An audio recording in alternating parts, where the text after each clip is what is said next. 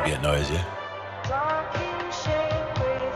So now you're grabbing some BandLab clips.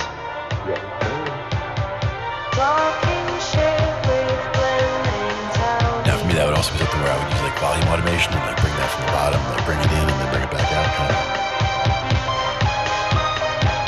And these are the kinds of sounds you can scratch.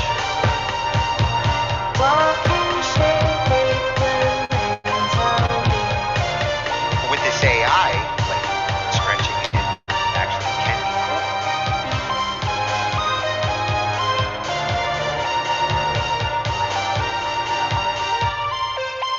Oh, that was perfect for the interlude too. Ends it right in the right I spot. didn't even notice. 40. I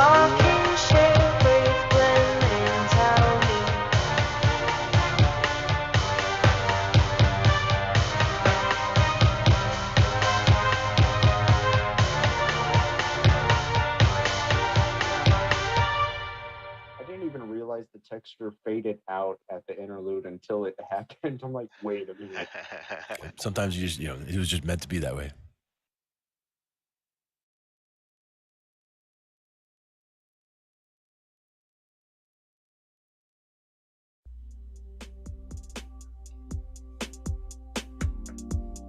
Fuck around and get Angified.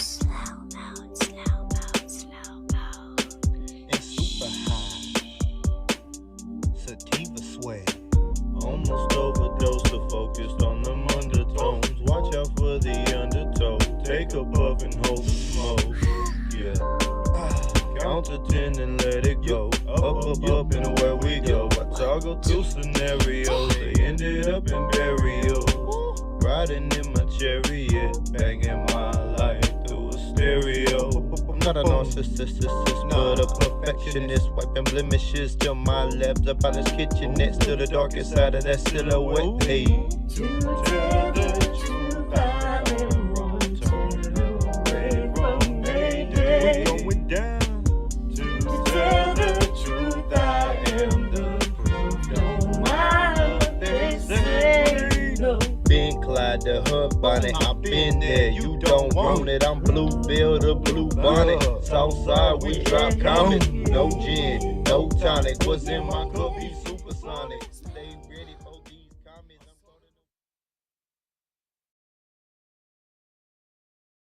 Hey, Brother T. How are you? Hey, what's going down, Angie? Let's go. I'll tell you, I got like the biggest surprise today. Oh, yeah? What was that? Oh, you sent me an invite. Nah, me? You know sent what? me an Let me invite. think about it. I think I did. I sure did. And it's funny because we talked about a collaboration for a while. And Yes, we did. I have this slow mode. And here you go. Copycats, huh? This is going to be interesting. Well, now, like, here's the thing, right? So when I typed in your name, there was so many different Angifies, and I was like, none of them Angie, though. I was like, they're just copycats. They're wannabes. What was that? When you say a lot of Angifieds, which ones did you find? Which were the funny ones you found? Oh, there's the a couple of them out Angify shakes that ass or something like that. I said, stop, man. Yeah. I was like, and wish. Don't forget the Angify lovers. Yeah.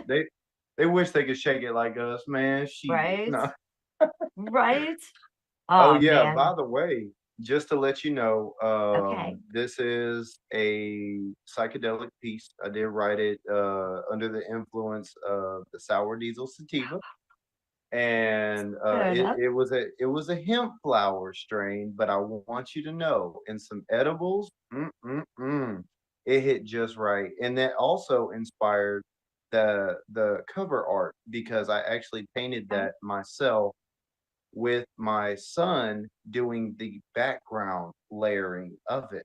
So he went through and put whatever colors he wanted, and then I let it dry and created the landscape from there. So it's definitely a lot of artistic vibes going on. And then, of course, when they went to bed, that's when I did my little psychedelic piece. So I wanted you to be a part of this because I know you can bring those awesome trippy vibes that are really gonna make this piece pop. Oh, I'm blessed right now. See. Oh yeah. Oh, and by the way, produced by me using BandLab Song Starter. So with this segment of Talkin Shhh I.T, you know, Tony is going to be able to go into more detail about some of the MIDIs and different things that I use with the AI Song Starter as well. That's free for any artist to use. Super awesome. It is freaking awesome. Yes. Oh my goodness. Well, Brother T, I think that we're gonna go ahead and we're gonna hit play on this. Check this out. And man, let's see some slow mode. Let's see this collaboration. Let's do it. I'm so excited.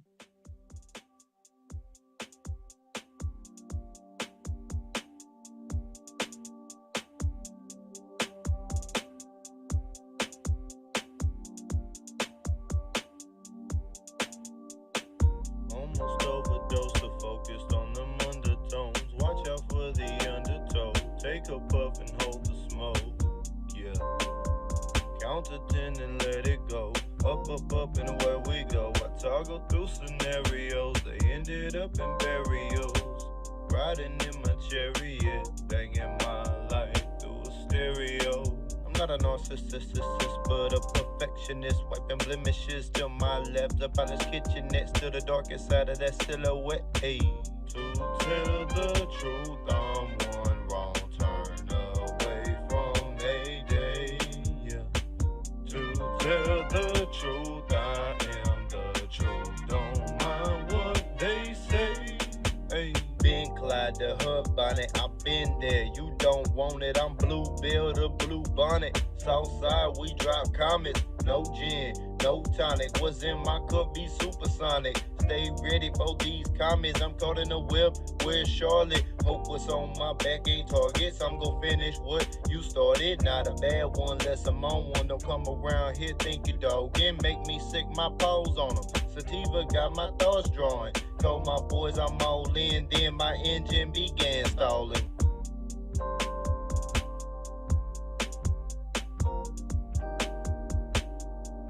Okay. So right here, this is where you're gonna be in doing your thing. So my engine began stalling. All right, pause it. Lemons making lemonade. Also told the selling haters eat. And you eyeing it up. Suppliers can't keep up. Even I got some. Yum. What have I become? Whatever shut of hatred you portraying as this love. Tree trunk to a tree stump. Think they're both the same. What are we on? Speed bump and a hiccup. Both slow you down. So what do you want? And then right here, you're like, to tell the truth. Yeah, like this part you're gonna go in and then say what I said in the first verse. Which is what? What is it on the first part? The lemons right here? Just keep on calling these audibles. All of my efforts go up a little bit more. That's why I'ma need me a lot of smoke, a lot of prayer, and a lot of hope. To tell the truth, I'm one wrong turn away from Mayday. Tell you what you want. You believe that there, Mr. Nonchalant. Well, I've been Clyde the hub bonnet. I've been there. You don't want it. I'm Blue Bill the blue bonnet. That's a nasty chord.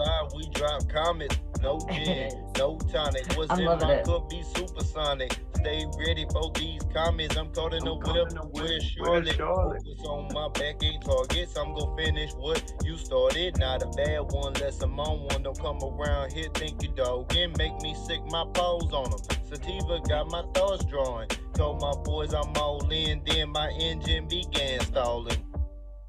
Okay. So so you know, it did that with the song starter. Like I said, you know, I went through and played with the midis on the drums a little bit. I actually slowed down the tempo. The original beat was a lot faster, and I was like, you know what, I really want this to be a kind of psychedelic vibe. Like I had an artist by the name of Just Call Me Q. Shout out, girl. Shout out. You know, she's a big supporter of mine and has been for years, and she's also a great artist. Check her out sometime. But she was Okay. saying, I really want a one-way ticket into your mind. She heard Psyche, and that was the comment she left. She was Oh like, "Look, yeah. I want to know what's going on in your mind." And I'm like, during the day, yes, I got my cape on. I'm super dad, but it's like, nah, you let me get in my edibles, and now you about to find out what's really happening. And so that's what the slow mode kind of is I'm like, it's just a bunch of random thoughts that are just coming off the top of the dome. So it's almost like freestyle writing, if you will, because there's not an actual topic. It's just me kind of just swagging out on a beat. And And I just want feeling you, everything in the moment. yes, and I want you to bring that same swag. And I know you will. I know you will. So I'm like, this is gonna be awesome. It's gonna be awesome. Aw. I feel blessed and I can't wait to go ahead and jump on this collab. Absolutely. Absolutely. So Yeah. if you go back to the lyrics real quick, I want to Okay. show you the piece on the second verse. Kind of how I want it to be ran. And again, y'all, I ain't no singer, so y'all bear with me. Okay. To Now here when I order the start lemons and lemonade. the lemon and lemonade. Okay. Now, when the first chorus ends, that's exactly how to be ran. Lemon, making lemonade. I was told there's a sale on Haterade, and y'all buying it up. And then that's where my rap part comes in. Suppliers can't keep up. Even I got some. Yum, yum. What have I become? Like even I'm Right. drinking the Haterade. What the hell's going on here? And on if you scroll down just a little bit more, just a Okay. hair, okay. Now where I say speed bump and a hiccup both slow you down. So what do you want? And Uh-huh. then that's where you be like, personally, I just want me some peace. These terpenes Okay. in the breeze, and my baby's at ease. And then I come in, y'all trying to make it impossible. Yeah, you see what I'm saying? So it's I do. like, I do. Yeah. yeah, so it's like I just want these terpenes from this good flower to just be floating in the breeze. I don't want my kids to be worrying and stressing. Oh yeah, and by the way, the IRS just sent me this property tax form. Like Oh you're like, no. oh, and it's like y'all trying to make it impossible. I'm gonna just keep on calling these audibles. Like, yeah, yeah. So you feel me though? It's like I as soon as do. I you just want do. the simple things in life, and sometimes we as human beings have actually set it up to make it harder on the others, and Very true. that's what I love about the art, and actually that's also what I love about hemp flower and marijuana. I don't care what nobody says. That shit is not a drug. It really helps you to come into grips with what's going on in your psyche, what's going on in your mental on the day-to-day basis, and really helps you to kind of piece it all together like a puzzle, if you will. So I have a question. I have an answer. What you got? Okay. So, am I allowed to like throughout this, while I'm feeling your vibe and taking on this psychedelic, just pad you in certain spots? Oh, So, absolutely. so like some words sound like an echo or like an answer back. You know what I mean? Yes, absolutely. And All and right, that's the whole cool. thing. I kind of want you to just throw your swag all throughout it. That make some backing vocals, maybe a little harmonizing, and keep the levels to where you could still hear obviously the vocals and what's being stated. Yes. But yeah, you definitely can add as much as you want, because the funny thing is after you add that, then I am going to come back in and do a session with y'all where I literally do the ad libs. So for the first time ever, y'all get to hear the insanity in my closet that my wife has to hear all the time where she's like, "Is this guy losing his mind in there?" And then she hears it for a second and she's like, "Oh, he's just making ad libs." Got it. Yeah. Because I'm in there talking about yeah, yeah, woo, woo, do, do, do, do, do, do, do. And she's just like, "What the hell?" Don't mind me, honey. I said excuse me. No. Oh my god, that's funny. Yes. So once you do, your piece and like I said, feel free. The only request that I have Okay. is you could have it in any tone that you want, but Okay. if you could ride the beat similar to how you heard me writing it, but do it with your own tone. You don't have to do it low. If you want to Okay. go high, go high. I have no problem with that. I'm gonna do what Um, I feel. yeah, that part. Yeah. Because if I feel like it, I need to go up, but then I'll go up. You know what I mean? If I need to go down, I'll go down. If I need to like be slab like right at key with you, you know what I mean? Yeah, and this is what it's all about. When you're creating a piece and you're collabing with other artists, this is the main thing, like, hey, we both want this piece to come out like a symphony, if you will. Absolutely. So yeah, and Absolutely. I appreciate you for accepting the invite, Angie. I'm honored and I'm thrilled. Yay! This is gonna be awesome. This is gonna be awesome. Yes, it is. And you Yes, ma'am. guys get to go ahead and see Tony and me and TBone on Thursday as Tony goes ahead and mixes it up. Already that And we Talkin talk Shhh some I.T. because Ooh, us I.T. artists are our worst critics. So we'll see what Tony does in there and we'll see what it sounds like at the end of the show. Oh, I know it's gonna be masterful, and y'all tune in. Y'all already know what it is. Tony's and Angie ain't doing nothing but spreading the love, and so that's what I'm doing too. Y'all already know. DM me any of your tracks. I'm always willing to take a listen. I Awesome. always take that time, and y'all need to know that. I am a real one. When I actually comment, there's a reason why it's not emojis because I So make sure to think about what I'm gonna say about what I have heard. You're dealing with a real right. one. TBone. Let's go.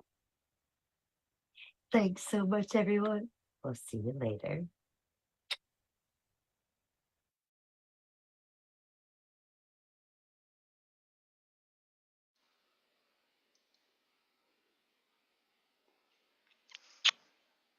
Hello, Glenn. What's happening? Nice little collaboration going on. I got to practice that little thing that Ange got there. I like that. That's a catchphrase. Yeah, that works. That works for sure.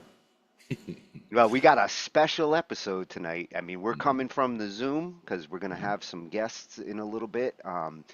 We're we're starting a new series on collabing, and from what I'm told, it's collab or ate it. So, mhm. the collab, we're going to show, whether it works or whether they ate it. And or in some cases, I'm also going to rate it. Like after I get done, I'm coming up with a little collab scorecard on, you know, workflow, ease of collaboration, the kind of things that we should be thinking about when we get into collabs with people. Mhm.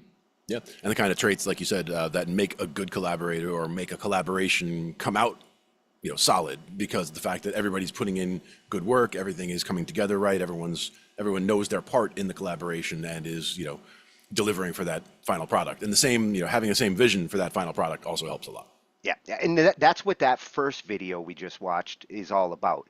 Mhm, It's the introductory, it's the invitation, the mhm, artists getting to know what they're each is looking for, what they're mhm, expecting from each other, ideas that they could try. Um, Later in the show, at the end, we're going to show their first bounce off of each other. nice. What's cool about how Da Vinci, how T-Bone did this is he started with the BandLab sound song starter, Yeah, yeah. and we looked at that last year, and Mhm, it's really come into its own. mhm, He gave me like a nice first revision with the song starter, mhm. 4 channels of MIDI. I got the bass on a MIDI track. I got the drums on a MIDI track. I got the horns, and he used a couple of loopers as well, some audio tracks, Sure. but all the music is nice and separated. And then the latest revision, when he sent me the invite, it's got all his main lines, it's got his ad lib tracks, and then Ange came in and just to tell the truth. Nice. All over it. Yeah, Very cool. it's a great collab to show for what we're going to be covering here. You've got two different types of artists, different styles and different approaches. So we get to see two artists bounce off of each other, make something, and then bring in a mixer to take it all and put it together. And on BandLab, that's a common situation. You're going to have the musicians, and hopefully, you're thinking like a mixer to finalize it. Right. Get everything to sit nice and play nice with everybody else. Yeah. Yeah, and what I like about this is, sometimes the artist who's doing the singing or playing the instruments doesn't always make for the best mixer. Because they can't be They objective. Yeah, yeah. Yeah, there's a bias. Sometimes they're either pulling themselves back too much or Right. they're pushing themselves up too much, and it's good to have a third ear there. Yeah, for sure. And the more years, the better. And it also comes back to listening to that mix on different medium. Like listening to it in the car, listening to it on the monitors, listening to it through the headphones. Like each one is going to give a different representation of it. And somebody might do the best mix in the world on their headphones, and then they say, "Oh, listen to this," and you go listen to it somewhere like your car, and you're like, "What the hell is this?" Because it's And nothing you're like what they you're gonna thought. you're gonna see in the later video, T-Bone gets into some of that, and Yeah, yeah, we do discuss that a little bit when he sends me the invite. absolutely. It's important. Yep. So before we get to that, to show where they're at, let's take a look. I've got a couple of videos. It's a little shorter tonight on the YouTube channels because we're gonna focus on Ange and T-Bone's collab, Yeah, yeah. but we do have a couple of videos that I thought were a good starting point to talk about collabs, and there's 3 of them. The first one is more focused on why you should collab, the benefits of collabing, why you should consider it. It's going to help you expand as a musician. And that one's going to be coming from at fresh, freshly sunlit. I'm going to go blind on this screen. And the second one is kind of suggestions on where you can find collabs or collab opportunities. And although this one doesn't mention BandLab, it's okay because we are going to be mentioning BandLab. That's kind of where we're spotlighting this collab on. Right.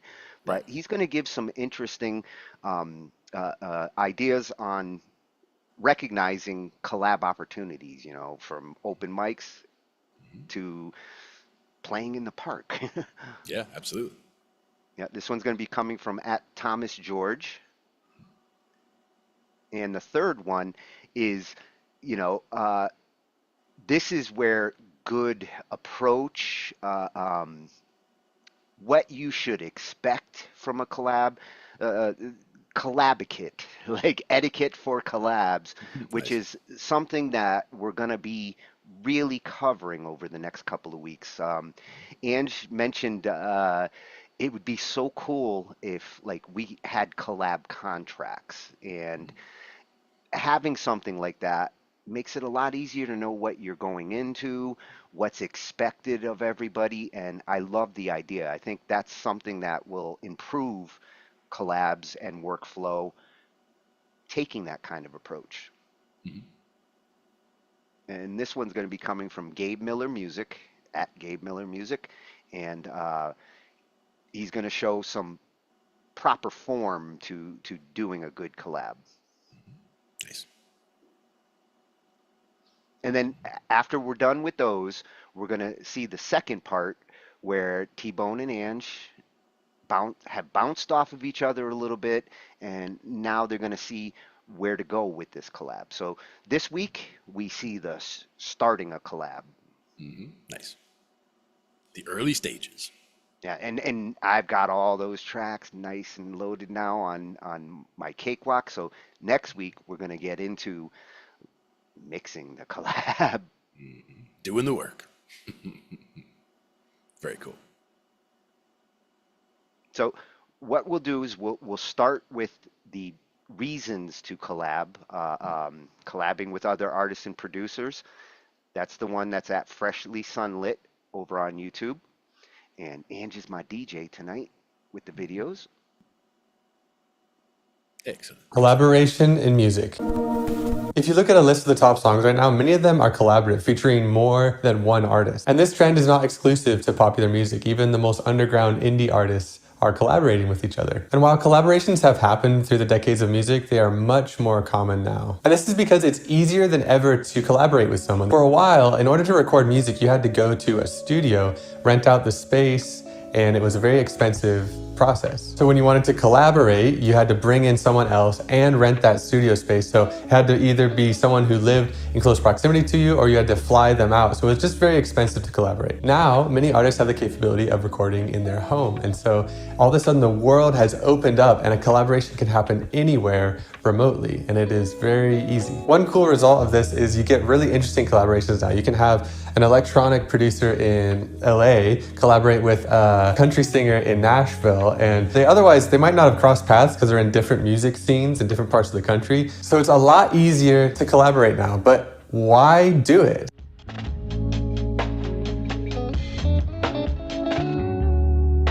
Honestly, it's even easier to not collaborate and just work on music by yourself. Having complete creative control is like the ultimate freedom. Like when I'm making music on my own, I don't have to worry about any of my ideas being shot down or people not liking how it sounds, because it's just me, I'm just making my stuff. Whereas when you're working with someone else, you have to be willing to let your ideas go and to not use some of the things that you come up with. As great as they might seem in your head, a certain lyric or a certain chord progression or something, you have to be willing to put those aside and try something else and be open to ideas that might be out of your comfort zone. They might be a little bit like not what you'd usually do, but it doesn't mean they're not good. And this is where the magic happens in collaboration. It's taking us a little bit past the creative ruts that we normally find ourselves in. And it's when we add someone else to our creative process, they see things a little bit differently. And then we combine that with the way that we're doing things, and you get this like new flavor, this new blend. And I think this is the magic of collaboration. And it's also the challenge of it, because you have conflicting ideas, there's tension, there's friction working with other people. And it's learning to let our ego take the back seat and willing to be open to another person, letting them in, being vulnerable. And this is why collaboration is a beautiful thing. If you watch the credits of a movie, you notice that there are countless names, because it takes so many people to create a film. It is the ultimate form of creative collaboration. So in a similar way with music, we can accomplish much more together than we can on our own.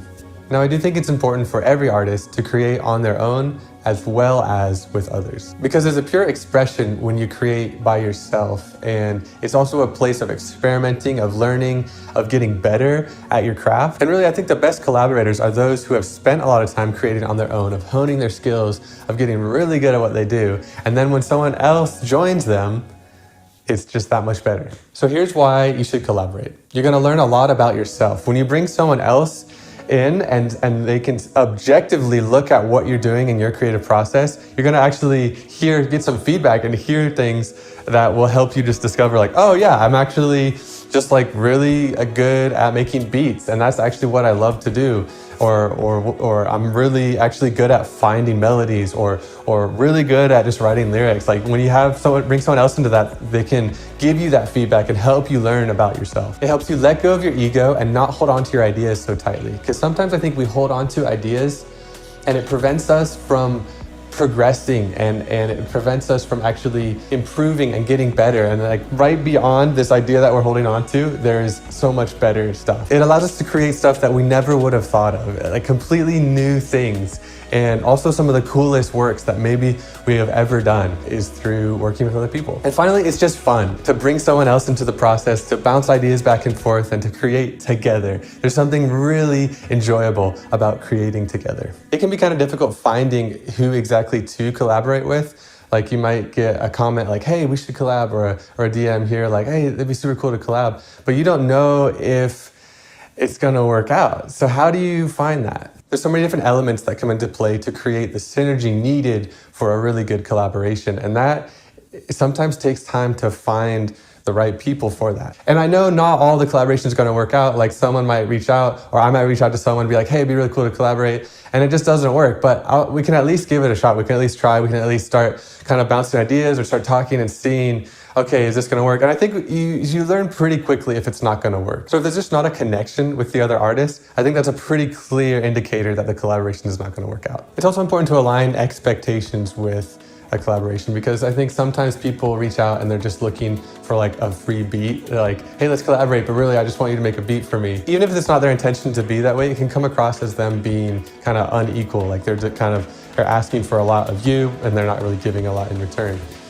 So finding a way for it to be like mutually beneficial, or just to have set the same expectations with each other. How can this be a win for both people? And one really cool part of collaborating is it promotes both artists. When you're featured on a track, that promotes you and it promotes the other artist. So if everyone is being attributed correctly and they're in the featured part on Spotify, and also if the royalty splits. There's this phrase in Nashville that's 1 word, 1/3. And that means if you contributed even just 1 word to a song and there's 3 people collaborating, that would give you 1/3 of the royalties. And I think this just makes sense with royalty splits of however many people you are collaborating with, it is an equal division of those people. So if it's 2 people, it's 50%.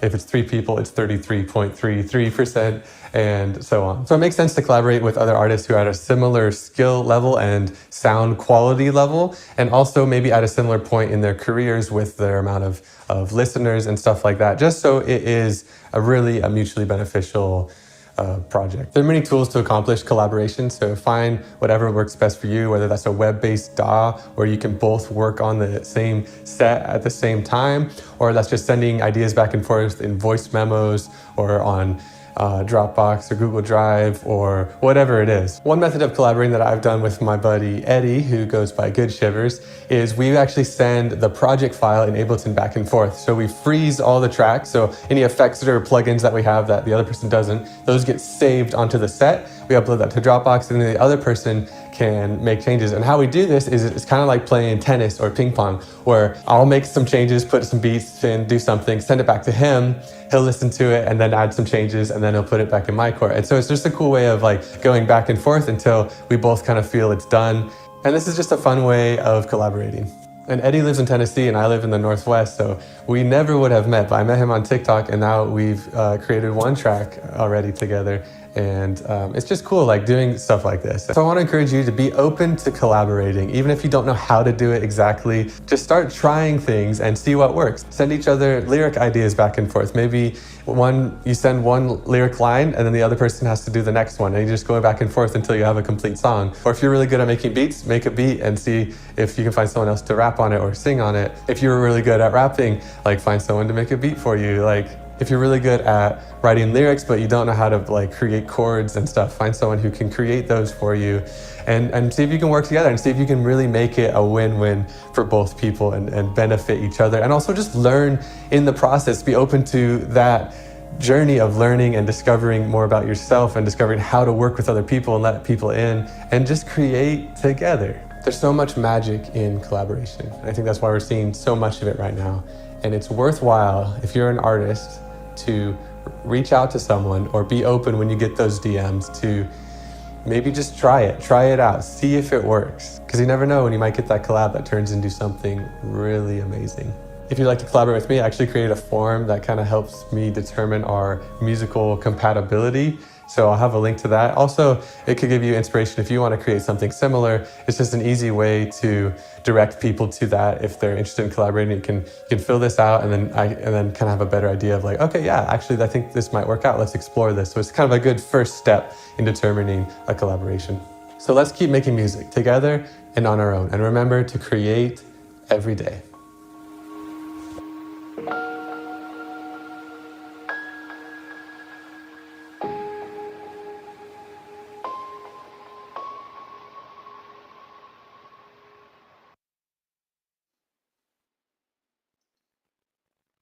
Oh, a good one to start with when it comes to the benefits of collabing.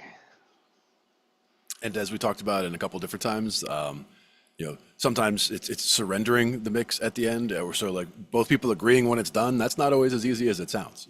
Yeah. It's like you guys could go back and forth, and you might say, okay, we're good, and then they might say, oh, how about this, and then how about this, and they might still have more ideas, or it might be the other way where you're the one with tons of ideas and they think it's done. So at the same time that you need to be willing to let some of your ideas go because the other person might not want them or what have you. You also should just be willing to let the whole thing come about as it's going to. Yeah, to his point, like, it is easier to just make it all yourself and make your music alone, but at the same time, it's not as beneficial to what you can produce because once you do start bouncing off of other people, a song grows from the different musicians.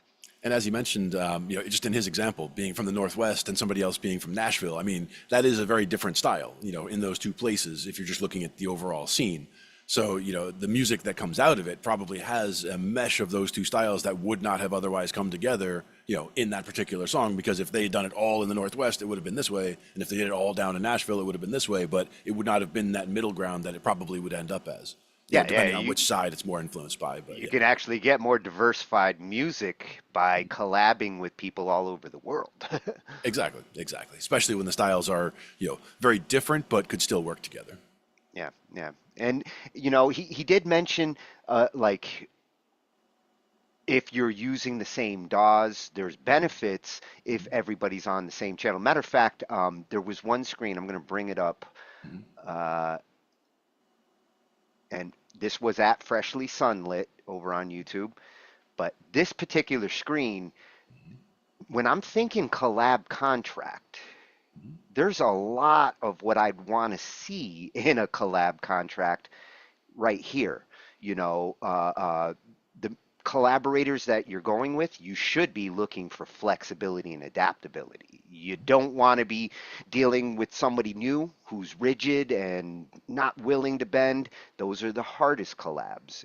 And understanding roles and responsibilities, like who's the singer, who's the different musicians, who's the mixer. Again, another important one to establish up front, not at the end.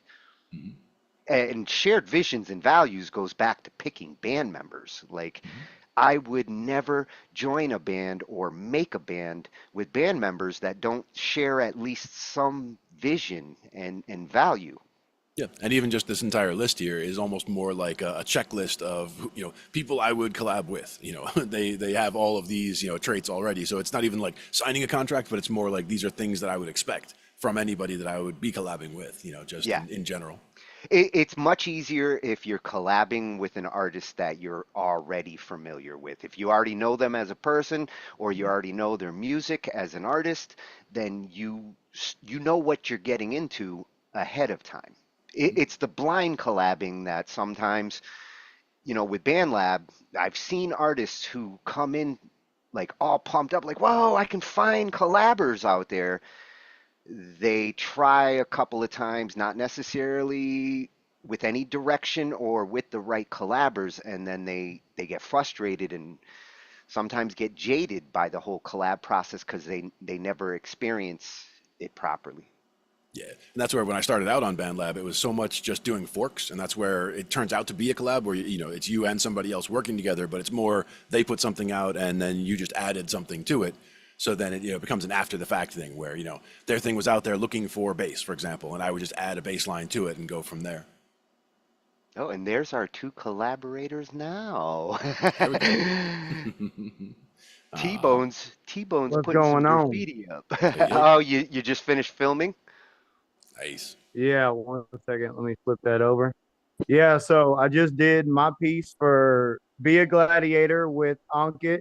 It's a Bollywood trap piece, Nice. And he insisted I was a part of the video, and I was like, you know what?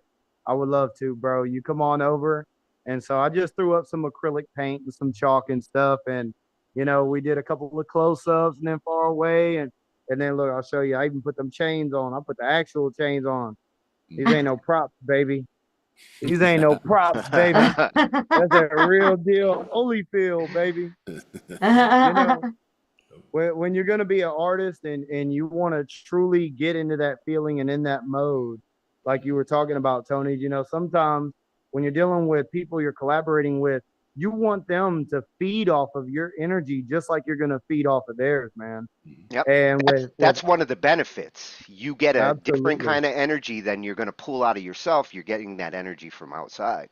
Yes, and you know when on a side note, when I went to go do those ad libs, like just listening to Angie and her harmonizing on our collab, oh man, it made me feel my ad libs even more, Well, you and know? I'm glad you waited till she did some tracks before you did your ad libs, because the ad libs tend to be something you bounce off of things. And Yes, sir. with the tracks she added, I'm sure it opened up your mind to like, whoa, I'm gonna bounce here, I'm gonna bounce here, I'm gonna bounce here. Yeah.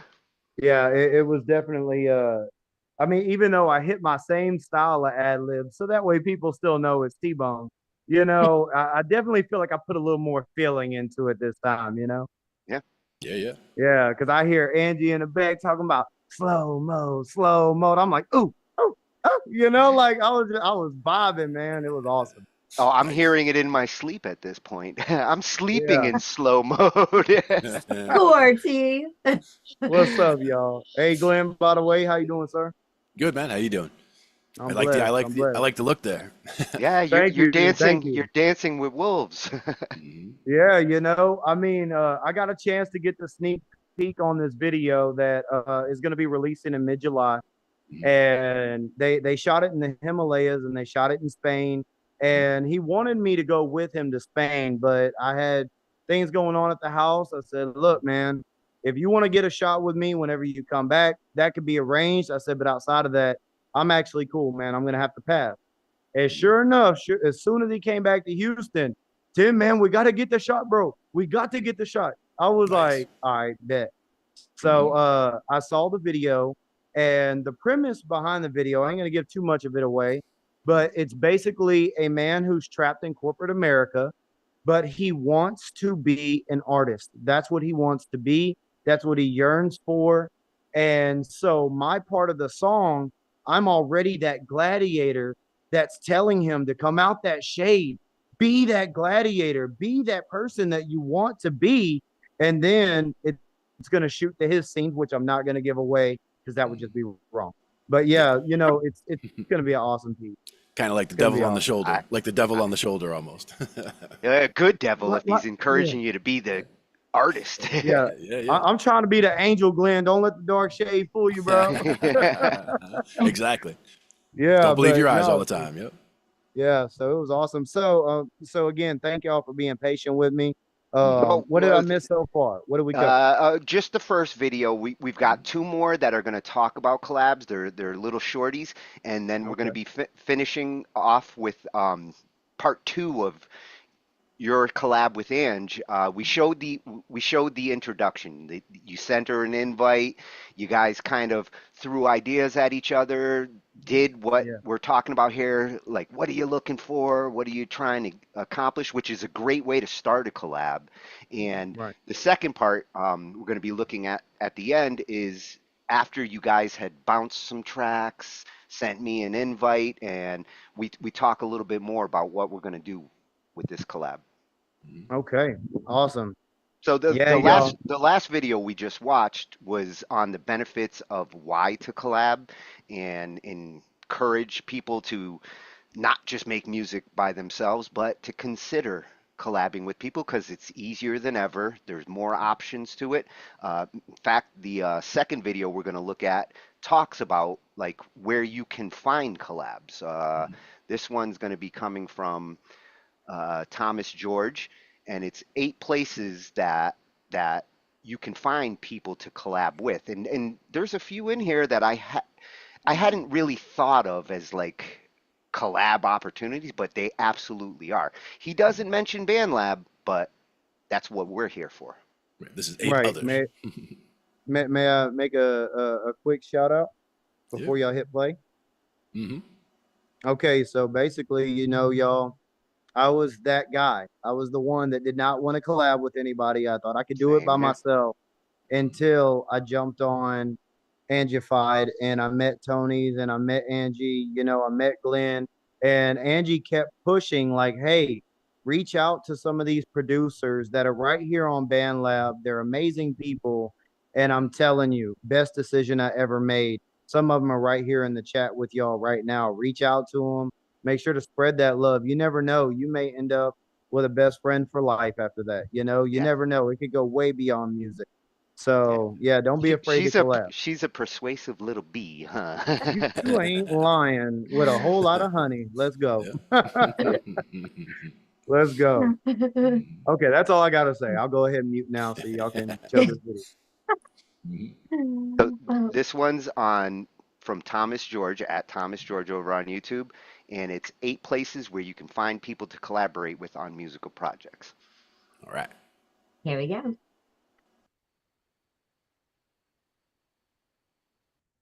Hi there, it's Thomas George, and I wanted to make this video to talk about how to find people to collaborate with on musical projects. So there's many reasons why you might want to collaborate with people on musical projects.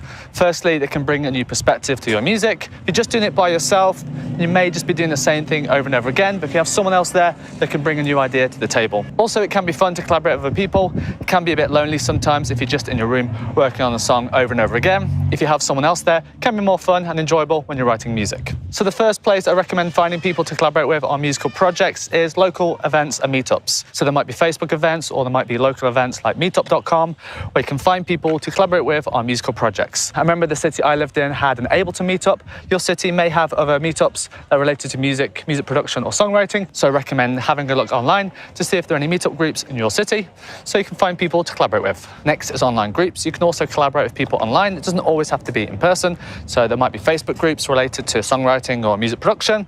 And also there are other specific websites related to songwriting and music production where there's forums and groups and you can find like-minded people on there. So you could always talk to people on there, see if they're into making similar music to you and ask them if they want to collaborate online. There's also music platforms online where you can find people to collaborate with. So there's a website called Blend where you can find people to collaborate with on musical projects. There's also Compos, spelled K-O-M-P-O-Z, where you can also find people to collaborate with on musical projects. You can also hire songwriters and producers to work with you on projects as well. There's sites such as Songbetter and Fiverr where you can hire people to work on your projects with you. Next, there's music schools and universities. So if you want to study at music college or a university, you can find other people there to collaborate with. These will be full of people who want to write and create music, and these are great places to actually collaborate with other like-minded people. Next is asking friends and family. So you could ask your friends and family if they know anyone that produces music or anyone that wants to collaborate on a project. So a long time ago, I was in a new band and we needed a bass player. And this was before social media, or social media as we know today. So what I did is I called up the local bass teacher and I asked him if he had any students who were interested in playing in the band.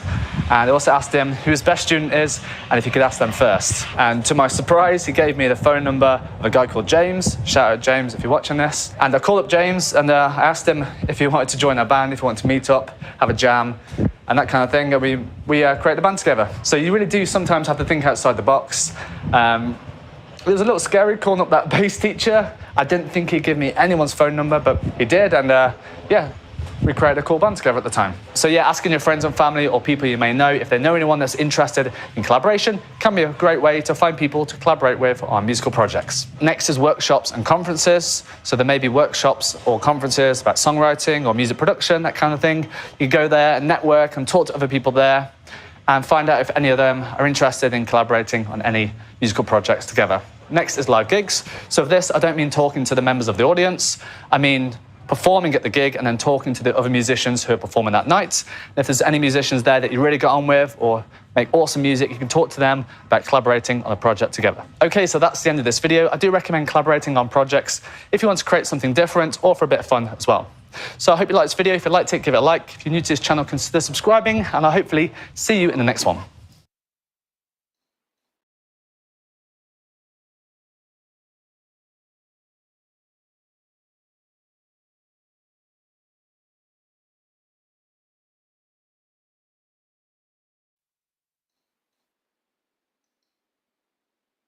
So there are some out-of-the-box approaches to collabing there. He mentioned a couple of online sites that I wasn't familiar with. I'm going to have to check them out. Yeah, the one that when you mentioned meetup, it reminded me of we saw a number of meetups at some of the gigs that we would do. Like I'd be doing sound or lights with one of the local bands, and there would be a meetup that was just coming out because they knew there was a live band at the venues. Like so they were either venue based or it was based on I know the band is playing, so I'm going to go set up a meetup to go see this band at that place.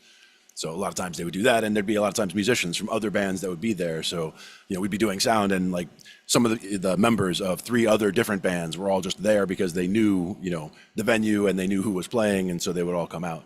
So it is a way to meet other musicians from other bands. You're in a great situation doing gigs the way you do, and sometimes doing the lights. You're running into musicians all around you. That's as good as having the school that he mentioned. Like if you got a music school next to you, there's a ton of musicians in that building. That's right. Yep. I just want to point out that Brother T totally like Clark Kented it up right now. He went from like, look at this gladiator to look at he's all clean. Well, he did say he's like, Superman. Yeah. I found That's a why I phone said booth Clark nearby. Kented it up. There you go. Yeah, I found a phone booth nearby. What can I say? That's good. But Gotta relax. Actually, to go ahead, Glenn. I'm sorry. I said you gotta relax. Oh yeah, absolutely. Work is done. Now time for the fun work. Mm-hmm. So to touch on y'all's point, absolutely when you're out there, even in your local community, and you have no idea at these local pubs or bars, or I mean, you could even go into a church. Go see some of these boys on the drums, man. They kill it. T-Bone just added another Come one to on. that list. That's another There you great place to go. find musicians. Oh, absolutely. Actually, and then reaching out to your family, like he was saying, you never know who your family knows. Like, my cousin-in-law is the reason why I just did my second song with a guy from India who, I didn't know this man from Adam 2 years ago. And now we go and eat biryani all the time. And, we actually have another song in the works that we're talking about. And that's all behind a relative. So, don't be shy. Don't be scared. If you're an artist and you want to get out there and share your artistry, well, guess what? You got to fucking meet new people. That's part of the gig, man. Yeah, and family can help. When I moved up to Maine, I didn't know anything about this area.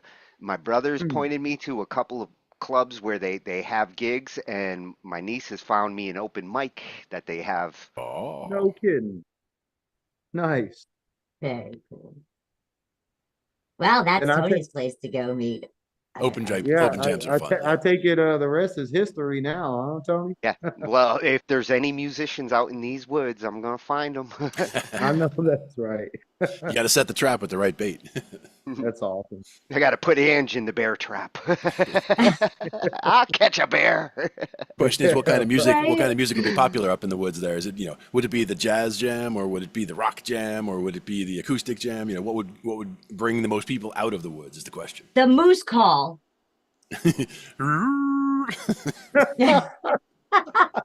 That'd bring everybody out of the woods. So instead of Will Ferrell and the cowbell, we'll do the moose call. Huh? There you go. Right. You know? Send that out over the woods, and they'll just come out of the woods. A couple days later, they all start showing up. Yeah, It must be buddy. working because I ran into a moose before the show tonight. Wow. A little moose and a little mood, and it set the tone, huh? Yeah, they're both a moose and a deer, a baby Mm. moose and a big deer. They were probably Nice. really hot, right? I mean, how hot is it up there by you now? Well, and they might have been confused, like looking how is for it a this hot? date, but like, wait a minute, you're a moose. You're still Yeah. cute. That's good. Uni, shit, that man. is correct. They did not mention BandLab on the list, and that's why we are sharing it out. And Yeah, we're more adding that options. extra option because BandLab has really revolutionized collabing. I never really collabed virtually before BandLab. Yeah. Maybe I would copying agree. a project to somebody else's machine locally, but never going through like the internet to move projects around. Yeah.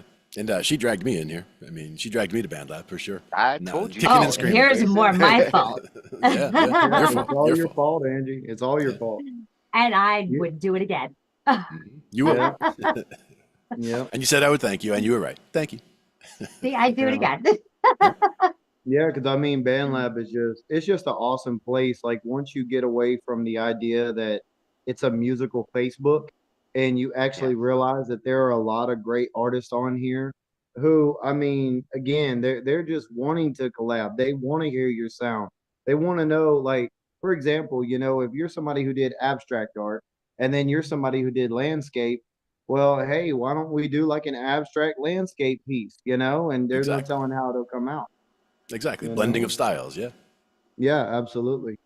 You know, I did a couple, and this is another reason why, even if you're nervous about doing collabs, grab some forkable tracks. You know, Yeah. see how you would sound on Exactly. somebody's forkable. I did a couple of Samuel plays on, man, because he's got amazing Oh, he's rock got songs. forkable pieces. Yes, and with me being a hip hop artist primarily, I was like, you know, I grew up on System of a Down, Jimi Hendrix, Stevie Ray Vaughan, you know, Metallica, Slipknot. And so even though I love hip hop and the hip hop community, it's like I've always wanted to dabble in hard rock, but I was too scared to hit up somebody like Jason and be like, hey, bro, collab with me. Yeah. So, you know, a forkable track is a great way. So that way, worst case scenario, you sound like shit and you go back to the drawing board. But at least then you can still say, hey, this is what I would sound like if I was to collab with this person. You Yeah, know, so don't be afraid to be it's a good forkable. way to feel out a potential long-term collaborator. Yep. Before you And go that getting too. into collab contracts or something serious, feel out the musician. And it also, Yeah, once absolutely. you're working on it as a fork, it's yours to work on when you please. Nobody's sitting there tapping their foot waiting for you to get the perfect take. You could try a take today. Might not like it. Try a take tomorrow. Try a take next Thursday. Keep working on it over time, and you don't have to release it ever. But if you want to, you get that one take finally after 45 tries. Then when you put that out, and everyone's like, whoa. Doesn't matter if it's the first take or not. You eventually get there, and you're getting good practice in working on it and making it sound better. You know what? And, That's a great point, Glenn. and deadlines are definitely a big thing. In a collab contract, deadlines would be something I want specified right at the beginning Yep. in understanding the deadlines. Like, sometimes people put self-imposed deadlines, like, I gotta get this done because I need to be putting out a new song every day. That's a different kind of deadline for me, and I don't Hmm. always like that. But Yeah. I do understand the importance of, like, we're looking to get this album out by this date, so we need this done here so that we can do this here. Deadlines, when they're properly established, can help to make sure you get through the whole process. Or one of those contest tracks. There's a date that you have to Hmm. be done by. So you know it, but like you said, knowing going in means okay, I know I have to get this done in order to get it out in time so that it has enough exposure by the time the contest comes out, all that kind of thing. But the You one know thing I was what? also You're going to right, mention is Glenn. to watch out for getting too hung up on numbers, other outside of contests, right? You Yeah. don't want to get too hung up on the numbers. You want to make the music, you want to make it as best you can. You want people to be touched by it. You want feedback from them, you want to interact with them, but you don't want to be hung up on whether you got 10 likes or 1,000 likes. Absolutely. It's important to make the music, and if it touched anybody, if it touched even one person liked it, it's a success. That's the main thing. I want to Yes, touch sir. somebody. Eunice says, or you can just have the goal of singing on essentially every track Tony puts out. Yep, that was what I was mentioning also is the library there that you can work with, because if you There want is to that. try your hand at anything, grab some of those tracks and you can get right into it. So Oh, That's a yeah. hell of a goal, Uni. It's taken me 2.5 years just to update the tracks I already have. now, is this the second You're revision gonna or the be third busy. revision? I'm on the third revisions now with stems, new and improved.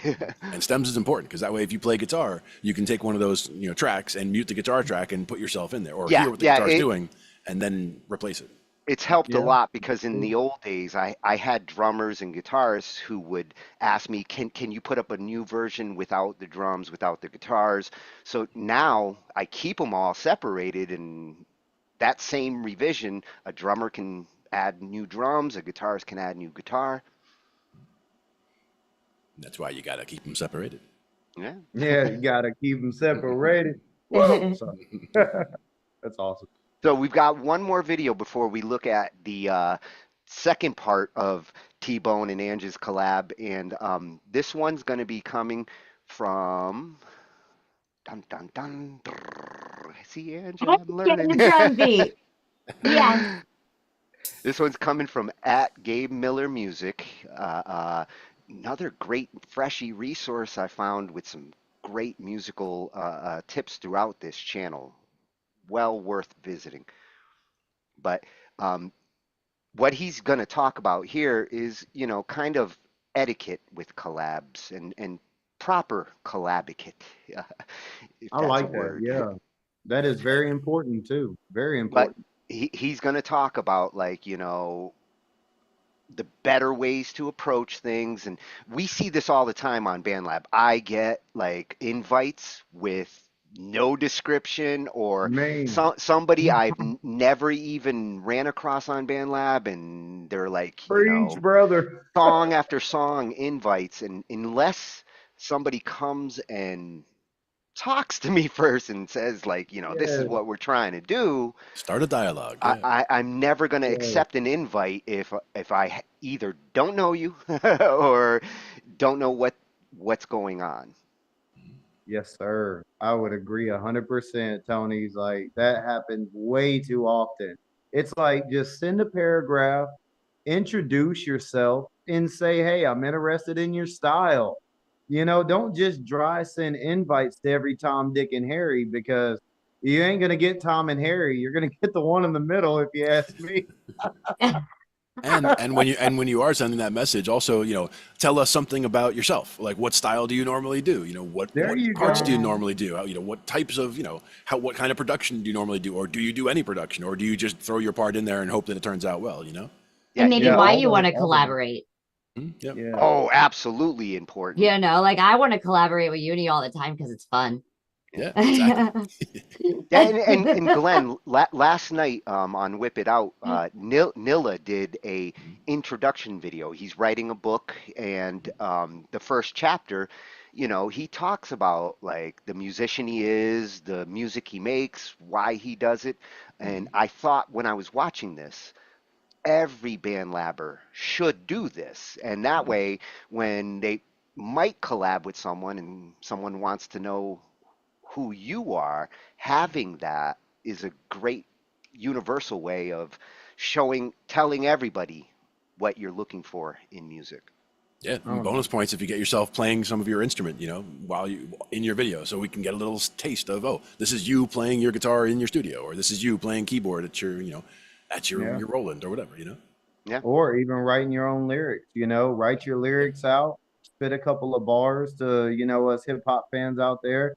Let us hear what you're coming with. That would be a great concept. The, Absolutely. the better you do that, the better the collabers you're going to find and work with, because they're going to understand where you're coming from.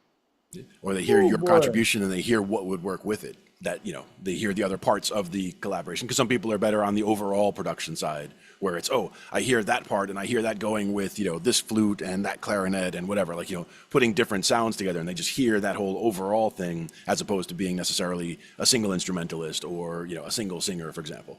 Yeah, and Or like Ange said, like knowing what the person's motivation is, why they want to collab. Yep. yeah, like on Wednesdays when Glenn, me, and Bill get together, which we have to get together very soon. Yeah, yeah. It's been They'll a want couple to weeks. reschedule. I know. Reschedule. And then Kira got sick this morning, so yeah, it's kind of one of Sorry. those things. I'm glad that I didn't reschedule right away.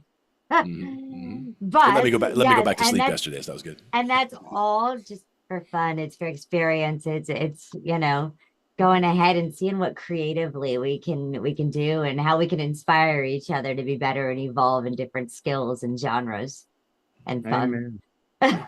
Oh, A and lot of times I once- can hear that you all enjoy bouncing off of each other.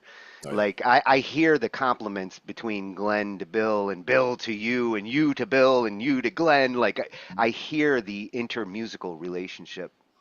Yeah, it's a lot of fun. That's Even what that early in the morning. collaborating's all about. We both bring our coffee, so we're good. There you go. Yeah, we Not show up to even- Bill with our coffees, and he is like, I made coffee, and we're like, we're good. And people ask, "Oh, you like coffee?" I'm like, if there's not a coffee really, really close by, there is a problem. So, and I will be working to fix that problem like immediately if that's the case. Speaking of coffee, while y'all play that video, I see a cup in my future. He's Get a it? prophet. Time for a top off. Yes. There you go. So for our last video from YouTube, it's how to collaborate with other music producers from @GabeMillerMusic. Let's do it.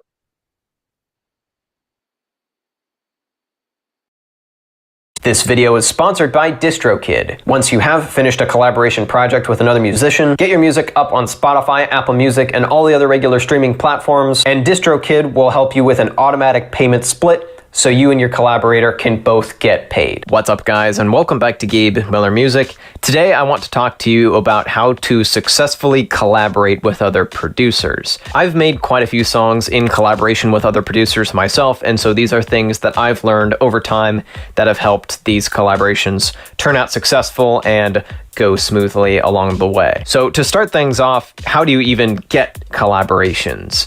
And one way to go about this that I've had work on me quite a few times is to spend some time on YouTube or SoundCloud or whatever the kids are using these days and find some producers that fit a few criteria. Obviously, you like their music, they're at a similar or slightly above skill level when compared to you, and they're at a similar or slightly above audience to you. Once you've listened to their music a bit and gotten familiar with their sound, then message them directly. Do not leave a public comment or a public tweet or anything like that asking them to collaborate. Message them directly and get right to the point in terms of, I like your music and I would like to make a song with you. This is the kind of music that I make, and here are a couple examples of what I'm capable of. Would you be at all interested in making a song together? It's also worth mentioning that if they're interested, you can provide them with some song ideas or works in progress to be a jumping off point. And this leads me very nicely into my second piece of advice, and this is a bit of collab etiquette that's unspoken, but if you break it, it makes things weird and awkward, and can even be the difference between a collab happening or not. And the piece of etiquette is this: whoever pitches the collab, whoever initiates the collab, should be the one to pitch an idea. When you're asking someone to collaborate with you, you're asking them to contribute their time and their skill, and also put their name on a finished product that presumably you'll eventually make. And you want them to know that it's going to be worth their while, and you want them to know what they're getting into and have some idea of the kind of thing they're going to be working on before they agree. So I highly recommend when starting a collab that you provide the person that you're trying to initiate a collaboration with some ideas, some works in progress, some sketches, some melodies, something like that to get the creative juices flowing. And of course, if you know the person really well and have worked together before, that becomes less and less necessary. I definitely have good friends of mine who will just sit down and start talking about what kind of thing we want to make together, and then we'll go film something or go and make a song together, and that process becomes less and less formal as time goes on. But I highly recommend doing this for any new collaborations. Up next is something on the workflow side that can actually be very freeing for collaborations, and basically the idea is you and the person you're collaborating with do not need to use the same DAW or the same plugins.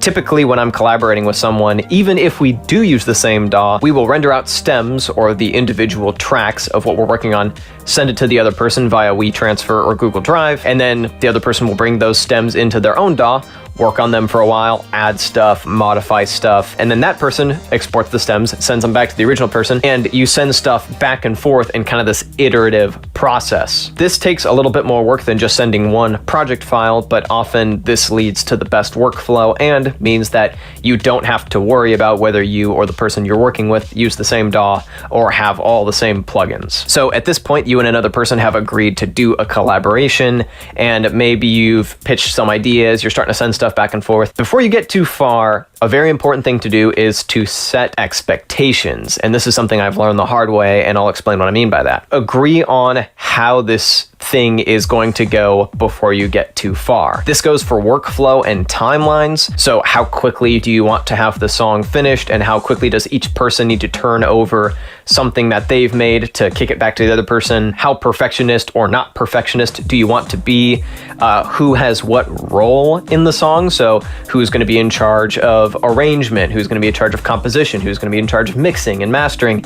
That kind of stuff is really good to work out in the early stages, so no one gets annoyed because they feel like they're doing an unfair amount of work that they didn't agree to, or no one gets annoyed because they're either being rushed in their process or the other person is taking too long. It's also very important to set expectations as to what the final product is going to be like.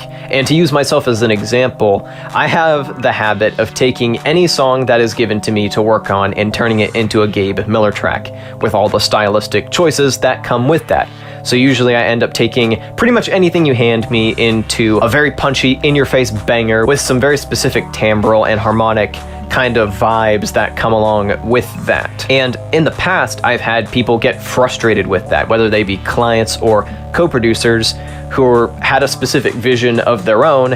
And so to have me just completely take over their track and turn it into my song is frustrating. It wrecks their vision, and then they feel like I've just kind of invaded their space. So at this point, I've gotten into the habit of making sure I discuss with the person I'm working with what their vision for the track is, how they want the final thing to sound, and kind of the vibe they're going for. Do you want something a little more chill, like say X example? Or do you want something that's a club banger? Do you want something that's a festival banger? What kind of genre do you want this to end up sounding like? What kind of emotions do you want this to evoke?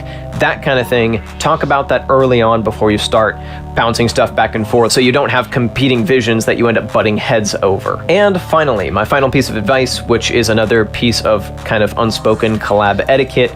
Once the song is finished and you've agreed upon a release date and you put that thing out, promote the hell out of each other. The two main goals of a collab should be to make something cool in a way that maybe you wouldn't have otherwise, and two, to promote each other and to expose each other to your audiences. So be a bro about it.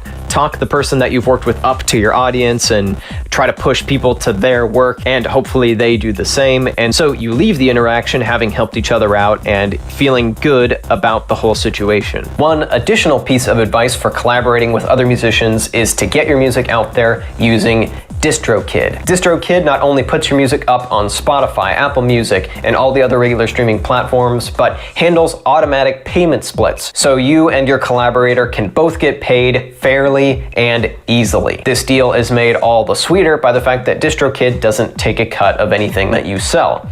You just pay $19.99 per year and you get unlimited uploads. And you can get a 7% discount on your first year of DistroKid if you check the link in the description, and that'll also help this channel out as well. Thank you so much to DistroKid for sponsoring this video. Thank you so much for watching, and I'll be back with a new video next week. Peace.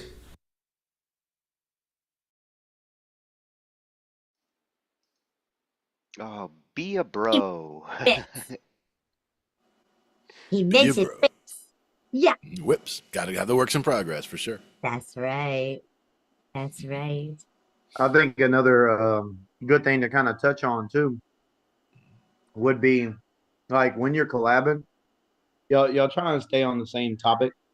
You know, you don't want to take your verse and go too left with it. Try to follow the chorus and the vibe of the song. I know he did mention that, but when it comes down to the lyrics, if you know we're talking about "Oh Happy Day" on the chorus, don't be like "Fuck my life," and I'm gonna be like, "Dude, come on now." You know? Absolutely. I have mentioned that multiple times where like some lines don't fit with the other lines in the song, and it feels like there's two people writing it. Yeah, there's definitely Exactly. a stylistic through line. Yeah, like you said, just like we would have a certain reverb that we might use at some point to tie everything together and have everything sound like it's the same, and be able to go from there. Same idea as having the same through line or the same mood at least for the stuff going through. Yeah, and don't get too crazy with your presets either, because obviously, oh boy's not really talking about the band lab aspect of collabing, but y'all don't go too crazy with the FX effects. If you see it's a basic with maybe a punchy rap, a little bit of reverb, don't throw the ST chorus, 10 different compressors, de-essers, and then do like an ambient rock vibe, and it's just like, what is going on here? multiple vocal tracks with multiple vocal chains and different effects, they tend to clash on each other. What happens if you have an And just like, what happens if you have an artist like me that uses different vocal effects but no effects? when I take your tracks and I'm mixing them, I take both your affected track and a clean version of it because Well, no. Like if I'm not using effects, but I'm using effects like with my voice where I change oh, my well, voice sound. Perfectly fine. natural Like effects are what make good singers and great singers. Yeah, and see, Angie, you can't let Tony's give too much of that away because him and Glenn will be covering the mixes in the upcoming uh-huh. Thursdays. So I'm just tune trying to in to prepare find them, out. T. I'm trying to prepare them. Oh, Getting keep them ahead on of their it. toes. I got you. I got you. See, it's what's to come. That, one of my favorite points he made there was let the person who's going to send the invite throw the pitch to present the idea because like T-Bone did, he sent Ange an invite, he proposed an idea, had a working track for her to start with, and that made for a good starting workflow. Yeah. And even as much as Absolutely. it is a collaboration between everybody, the person who starts it, like you're saying, to me, that's the driver. Like they're in the driver's seat. And, everybody can be in the car. Everybody's going to get equal, they're all in the car. They should get equal credit for doing Yeah, the we're like project. Alanis Morissette, switching seats. Let's Yeah. go. Chinese But fire drills. Yeah, but somebody's got to drive. So, like, usually the person who, like you said, they started the project, they should be the one determining where we're going and making the decision on, okay, even if you have an idea that's not the same way it was going, you could suggest it and let them be the one to either shoot it down or accept it, rather than just running with it and making it your project and then having them listen to it and say, well, that's not what I wanted, rather than going That's a down that good road. point. And to the point on the Absolutely. equal credit, the first You tell video me, T, right? the I first do. video mentioned when it comes to like royalty splits and things like that, they're handled in equal. The reason for that is if you've got a band where they argue about like, oh well, I wrote 33% of the song or I wrote the whole song and you added just a few lines, once you start to differentiate that, you will have band members that fight over like the little bit of credit they can get. So it's Yeah. much easier to just give each person who was involved songwriting credit. And when it comes to residuals, if there's 5 people in a band and they make $500 at a bar, well, everybody's making $100. Which is another good reason for a collab contract, because then Yeah. before you do a collaboration, then everybody knows exactly what type of credit and royalties to expect. If the Yeah. song makes it big and if they've all done their part and really tried to share it out and spread that word and share that love. Yeah, be a bro, Exactly. share. Or be a Which bro sis, which when you see people that go ahead and do a whole bunch of collabs and post like songs every single day, like nobody's really getting credit for that. It's literally just kind of being wiped over. Yeah, this is It kind very of true. takes away from the art. Yeah. And another thing too, I have noticed that I don't think this was actually brought up in the other two videos, but this is very, very important, especially for the hip hop community. Let me turn my damn video on for this. Oh, Okay. he's Yeah, serious I now. was eating my beans and rice, but it's about to get real. Do not collab with somebody Right. when you have jacked a beat from YouTube. Yeah. Don't do it, man, because you're gonna rob that person who's collabing with you of any type of residuals or anything. And what if that was maybe their best verse? What if that was their best lyrics they ever wrote? They gave it to you and now they can't even use it. So be mindful of that. You Be can use original, be creative. Come you on can now. use that as a demonstration. You can say, hey, I found this beat and I grabbed it from YouTube and I threw this this on top of it so that you can see what I can do. But then we're going to There you build go. something else entirely. Like we could use that same verse, but in a Yeah. different way. But Now this is that just an would be example. definitely, yes, that would be acceptable. And like Tony was mentioning to Da Vinci the other day, throw my man some change and he may be able to take that beat that you like from YouTube and create it, add a whole new drum set, put a nice little bass line behind it. That way it's still original. You don't have to worry about copyright Well, infringement. you give it the same Mhm. mood because like what he's looking for with some of his beats, I hear a mood. Yes. So it's like you want that kind of mood, you want that kind of bounce, and it's like And it's Glenn not that hard said, to do. it's a good That's right. reference. Absolutely. Yo, boy Anthony's in the chat. He says, I sell beats. And he'll be with us tomorrow night as well Oh at 10 yeah. Bada bing, o'clock. bada boom. There you go. Mhm. Yeah, I'm glad we're starting to focus on some of the beat makers. You know, we've looked at the rappers for years now, but the beat makers have always been kind of pushed to the side. And like the first video said, like people, rappers should find beat makers. Beat makers should be looking for rappers, and musicians should be Yes. looking for engineers, producers. Filling in the gaps that you need with collabing with others is how you get to where you want to Yeah, go. absolutely. You know, Megan the Stallion, you know, a lot of people know her now, but she's a Houston rapper. And even when she was under a horrible contract, her producer was Lil Ju, you know, at the beginning of all of her songs. If the beat live, you know Lil Ju made it. He has made her beats for years, and now she is highly successful. She's touring worldwide, and guess who's still making every one of her beats? So there is a whole lot of truth to Yeah. what you're saying. And you know, I'm sure she appreciates having a beat maker that can sculpt around what she writes, because you know sometimes it's the words and the lyrics that are actually setting the vibe, and a beat maker should be able to complement those words and those lyrics. Other Yes, times the rapper hears that beat and okay, I know exactly how I'm gonna bounce. right. You know, I've always looked at it like this. When it comes to instruments, and you're somebody who is either going to be the singer, the performer, anything to do with the vocals, you're the songwriter, whatever.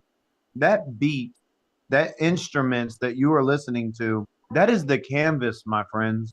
That is the canvas. You cannot paint a fucking picture without the canvas. You have to have the canvas first before you can slap all those wonderful colors all over it. Yep. They go hand in hand, baby. Canvas, paintbrush, paint. Let's get it. Collab, baby. And you want a receptive canvas. You want a canvas that's kind of blank in the sense that like you want to paint on it. You don't want to have to be painting what's you don't want to be fixing a Yeah, canvas that's don't already been know. Yeah, painted. no artist wants to go through and fix other people's shit. I call that a job. If you For want real. me to fix your shit, then that's a job. Yeah, I will pay me, say, please.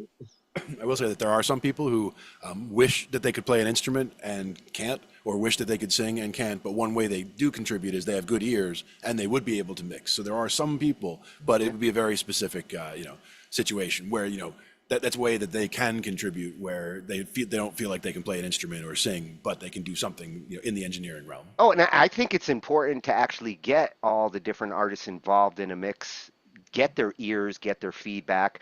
You want to know if they're happy with where you leveled things, or they feel they need to hear more of something. You want that feedback from the artists if you're truly going to do their mix justice. Absolutely. And again, yeah, it's not just one person's answer. If once it's a collab, you have 3-4 people in it, you should get everyone's opinion on what the mix sounds like at the end. And then there's all kinds of tweaks. But rather than doing it all, here's a change and send it to everybody, and then you get 4 different feedbacks and you try to make each of those changes, like you should do it in like a more of a group setting where like you're all working together on more of this, less of that, and all tweaking it together and listening together, and then listening through the different formats together, in the car, in the studio, in the headphones, etc. And if you're Absolutely. interested in doing a collaboration and want to go ahead and meet up with your collaborators to discuss it, just like T-Bone and I did, go ahead and hit us up. Yep. Let's go. Yeah, you That's guys the are way. setting new collab standards. And our Heck last yeah, video, T. yeah, our last video is part 2 after the invite. Like, where does a collab go? The first tracks that get bounced back and forth just to see if the ideas from the invite got into the bounce. Poof. And Now, You're gonna know, hear I a love be- you, T. you're gonna hear a better version Uh, at this point because now you're hearing some of Angie's ideas on top of T-Bone's ideas, and like these are some great tracks to start playing with. I've got them all set up on my cakewalk, and by next week, I'm going to be bouncing this song in my head. I'm honored, Tony. I'm honored. Let's check it out. No, it's an honor for all of us. Amen.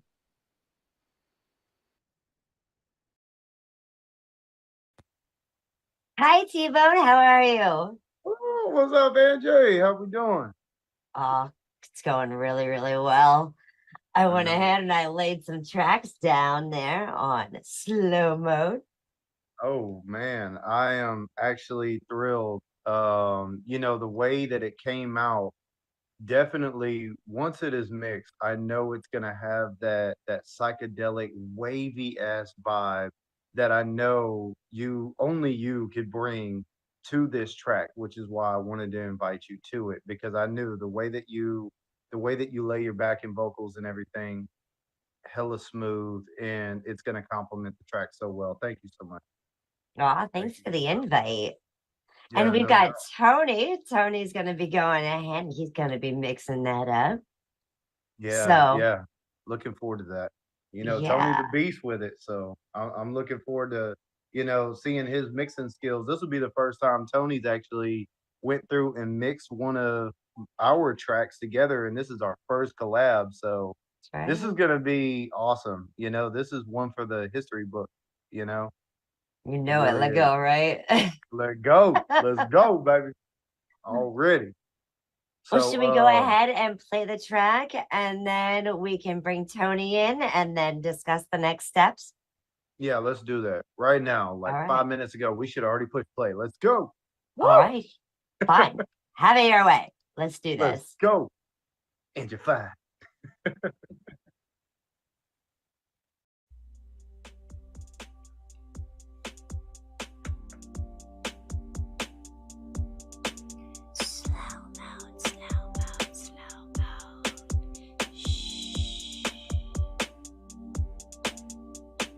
Almost overdosed to focused on them undertones. Watch out for the undertow. Take a puff and hold the smoke.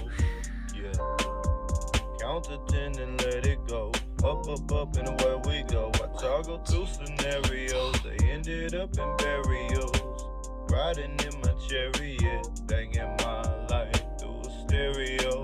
I'm not a narcissist, but a perfectionist. Wiping blemishes till my labs up out his kitchen next to the darkest side of that silhouette. Hey. To tell the truth, I am one turn away from mayday.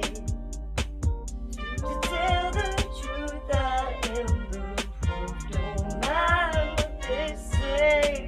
No. Been Clyde, the hood bonnet, I've been there. You don't want it, I'm Blue Bill, the blue bonnet. Southside, we drop comets. No gin, no tonic. What's in my cup be supersonic. Stay ready for these comments. I'm caught in the whip. Where's Charlotte? Hope what's on my back ain't targets. I'm gonna finish what you started. Not a bad one, unless I'm on one. Don't come around here thinking dog and make me sick. My paws on them. Sativa got my thoughts drawing. Told my boys I'm all in. Then my engine began stalling. I was told there's a sale on Haters Aid, and you all keep buying it, going slow-mo. Suppliers can't keep up, even I got some. Yum, yum, what have I become? Better rush out of hatred you portraying as this good. Tree trunk to a tree stump. Think they're both the same. What are we on? Speed bump and a hiccup. Both slow you down, so what do you want? To tell the truth, I am one turn away from mayday. To tell the truth, I am the proof. Don't mind what they say. No. Y'all trying to make it impossible. I'ma just keep on calling these audibles. All of my efforts have turned into dominoes. That's why I'ma need me a lot of smoke. A lot of prayer and a lot of hope. I'm done checking these horoscopes. They just tell you what you want, and you believe that there, Mr. Nonchalant. Well, I been Clyde the Hub Bonnet, I've been there. You don't want it, I'm Bluebell the Blue Bonnet. Southside, we drop comets. No gin, no tonic. What's in my cup be supersonic. Stay ready for these comments. I'm caught in the whip. Where's Charlotte? Hope what's on my back ain't targets. I'm gonna finish what you started. Not a bad one, unless I'm on one. Don't come around here, stinky dog, and make me sick my paws on them. Sativa got my thoughts drawing. Told my boys I'm all in, then my engine began stalling. Yeah, All right. yeah, And we got yeah. Tony in here now. Well, that's when I got my invite from him. That's Like, right. he put that together with you and then sent this to me. Yeah, Tony, what do you think about it? You know, the rawness of it, man. Like so far, without doing anything to it, what's your honest input? Oh, the fact that you got Ange to sing like multiple layers of background style there in character. When I finished hearing it, like, I heard different versions of her singing in a gospel style choir, in Yeah, Mary, Mary, Mary, and then rumble. Like, it's the kind of backing vocals that I love to hear. yeah, absolutely. You know, and see, the crazy thing is that I was actually telling Angie earlier in private. Yeah, she took it as she had missed the mark, and I was like, no, it's not necessarily that you missed the mark. I feel like it originally wasn't laid the way that I had pictured in my mind, but what I loved about it is that now this is my first time listening to it with headphones. And it's just amazing the difference that even headphones have. So all you creators out there, Oh, and if you you ain't mix heard nothing something, yet. Once I get all yeah, those layers down to play with, they're all awesome layers. oh, absolutely. And I encourage any artist out there, don't just go based off of a phone mix or even the car mix. The headphones is the way to go because then you're going to get that nice clean crisp and you're going to know exactly what you need to do with the mix. Man, Tony, I'm so excited for this. It gets much easier if you take that approach. Headphones always my first mix, first gauge. Yeah. If you're going to go out to the car, you're testing a different environment. Like, if I Mm, was going to test it in the club, those speakers and that sound system, I wish I absolutely. could test in all the environments at once. Yep. And another thing that I actually learned the hard way is that when you're listening to your music in your car, you may, when you first get your car, you know, you adjust the audio. It's the first thing everybody does, right? You're going to increase the treble. If you're like us in the South, we It, increase the bass. If if it I'm has seven, listening we to go to one of my seven. You know? songs, if I'm listening to one of my songs in the car, I'm definitely going to tweak it up. Yeah, exactly. So you know, that's another thing to take into consideration. If you're like, oh, well, I want to make sure this sounds good in the car before I publish it. Well, do you have all of your equalizers balanced? Because if you don't, you're not going to get that honest mix. God bless you, honey. and and you know, when you're doing a collab with someone at the beginning, God bless. establishing like how mix is going to get done, who's going to do it. When you sent me that invite, like, what I love is you guys got tracks and doing the mix on it in a collab. If you establish this is going to be where we level things off and make the finished master, you now know who's the chef there. Yeah, absolutely. And this piece, you get to be said chef. I get to We cook had, it. yeah. You know, we, Thanks. we we gave you all the ingredients, like my wife says. We did the mise en place. So we mise en placed everything. You just got to throw it in the pot and turn it into a wonderful stew, baby. I can't wait. It's like Hell's Kitchen, except it's Yeah. Angel's Kitchen. Oh yeah, and here we ain't throwing pots and pans, baby. If That's anything, we right. taking them wooden spoons out and banging on them. Let's go. And that is part of the mixing process. Yeah. Like getting Yeah. the bang and the boom to go with the melody. Yeah, absolutely. And that's another thing too. As you know, I'm still very new when it comes to beat making. So if there's anything on the instrumental itself that you would like to tweak up to maybe give it that more psychedelic feel, I have no problem with you altering it. The only thing I ask is, again, we Southside baby, keep that bass hitting. That's all I'm asking. And usually in that situation, I'd be like, is what was MIDI, what wasn't? Like, you give me MIDI tracks along with audio tracks, I'll use them all. Like those Perfect. MIDI drums are triggers. Like I can Okay. add a kit to a MIDI trigger. Okay, so here's a little trick that I learned for those of you artists that want to fork a beat or something that somebody has used and they have all the MIDIs available. Okay, Dude, that's the best beat maker. If you but can get hear a me out. beat maker that gives you MIDI, like they're giving you. They're giving you everything, and that's a good thing. But the downside of that is that if you don't know this little tip, then now you have removed so many tracks, right? Because BandLab offers you 16 tracks to record with, unless you get the premium access, right? So for those of y'all that are forking, let's say, one of Dulay's older beats, or maybe you catch a Yoda beat that has the MIDI within it, right? Which it's Yoda G, so that's a rarity. But Oh let's my just say, God, if you Yoda yeah, MIDI, yeah, if you had the Yoda MIDI, it's going Dark down. You know it. Side. Yeah, yeah, really. We about to Darth Vader that shit. Let's go. Dude, But his MIDI's got to be incredible. yeah, they are. I'm sure they are. He always makes masterpieces. But if you go and you actually create the revision and then download it, go into your studio and then upload the downloaded file once you have the beat where you want it. You can now delete all of those MIDIs and just have the single track to give you a full And you 15 know what you're doing there. You instead of those can 8. actually, yeah, you could when I start with a MIDI file, sometimes Sorry, man. it's got 12 to 15 tracks. So a MIDI file eats up your 16 It tracks. does. You Absolutely. turn it And into one MIDI file as like a reference track, keep it yeah, muted. That one track can contain all the different MIDI parts. That exactly, that's a Tony's. And great idea. yes, and and it ain't knocking anybody, but I have collabed with a few people in my day where I was just like, okay, 5 of these tracks are just the beat. And then you lay 4 tracks to do your vocals and the backing and the ad libs. And by the time you're like, hey, Tim, you think you could throw a verse on here? Like the whole track has already been just sucked away by the beat itself. What The you got, only Well, Ange? Look, she just keeps raising her hand so I politely. Thank you. do, because let me tell you something else.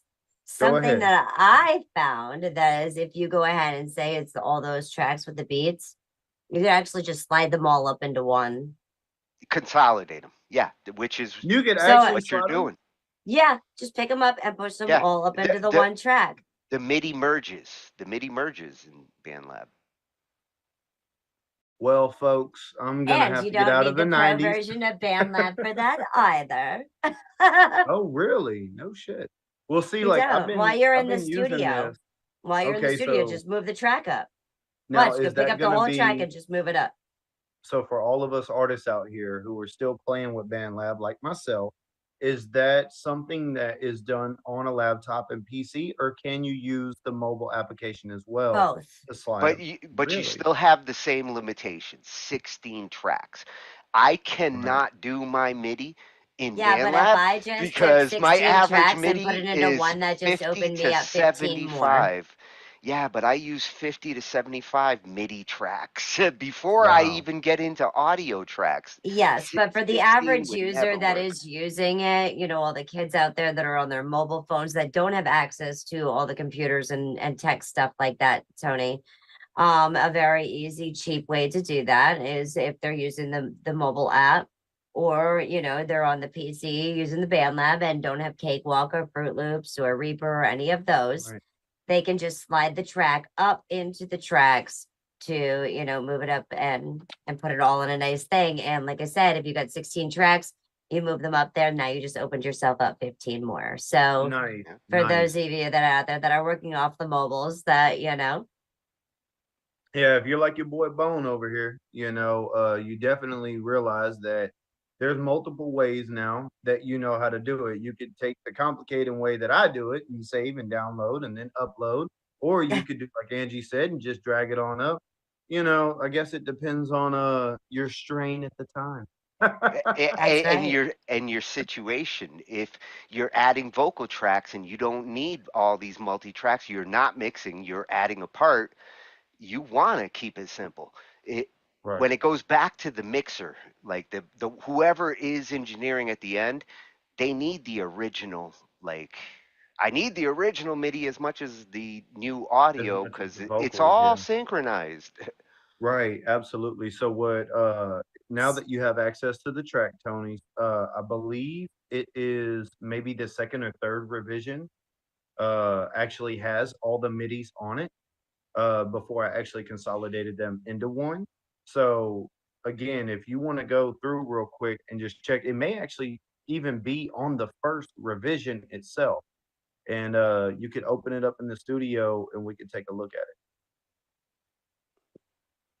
at it. Since he's looking that up real quick, the cover art was actually really cool because my 4-year-old, Here we go. I went to Dollar Tree and got him some canvases and I play around with acrylic paint and I let him choose the colors he wanted. And he went with like, you know, midnight blue and like deep purples and stuff like that. And he just wet this canvas up. I let it dry and then I came back after it dried and then I did the mountains. I took his paintbrush stroke and turned them into the clouds that you see in the background and stuff. Yeah. Yeah. Awesome. So that was made by me and my son. That was awesome. That's so awesome. Yeah, it is. I can't wait to see his art when he gets older. Oh, absolutely. Yeah, me too. I'm very, very eager. Is that the very first one? No. Oh, okay, okay. This should be the most recent revision. Okay. So the most recent obviously is just the entire track up top. But if you go to I think the first or the second revision, that's where you'll be able to get all the MIDIs for this beat because I actually used the AI starter, song starter, and try to keep it pretty simple. I think I used maybe, I don't know, maybe like 2 loop packs or something like that. Which That's how I've revision? been creating my beats. Try the first or the second one. Like the very first one at the bottom. That one may already have all the MIDI. Because I normally create the beat and then Oh, that explains the MIDI thing you're doing.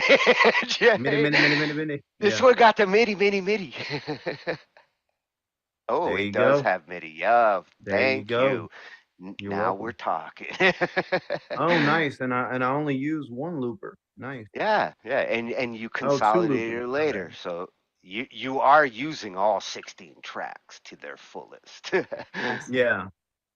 Yeah, so basically, you know, I already knew if I kept it like that, you know, going and layering the vocals was not going to work, not with 16 tracks. No. Well, and having the drums as MIDI is the best because I can break up the individual drums because usually you want snare control and kick control, and Okay. the drums are on their own MIDI channel. This is There you go. Well, okay. I'll sign this collab contract. all right. There you go. Welcome aboard. I can That's work right. with that. Okay, perfect. So now that you know that, you know, go through if you want to play with it as well, because what I'm going to do in the meantime, between time. So you just heard the song, you know, in its entirety, where Angie first starts saying to tell the truth. She said that my vocals were just muted. So we'll go ahead and unmute that. Maybe give it, I don't know, like a real wave effect. I would actually like her vocals to stand out a little bit more and my vocals to kind of just be in the background because it's just Oh, vocal leveling is a whole phase for me. Like right. after I get done dealing with the music and my EQ thoughts, vocal layering and volumes, Okay. whole phase, just Well, focused on this that. will be, this is brand new for me, y'all, and I want y'all to understand. Y'all know how sensitive I am when it comes to my artistry. Y'all know that I'm very hands-on when it comes to my own mixing, my own mastering, and whatnot. So I And am completely that's vulnerable at awesome. this point. I'm That just that like, oh shit, losing control. Mayday, mayday. Yeah. I told you I'm one wrong turn away from Mayday, and then I handed the track to Tony, and I'm like, don't let us go down, bro. I'll keep that ship floating.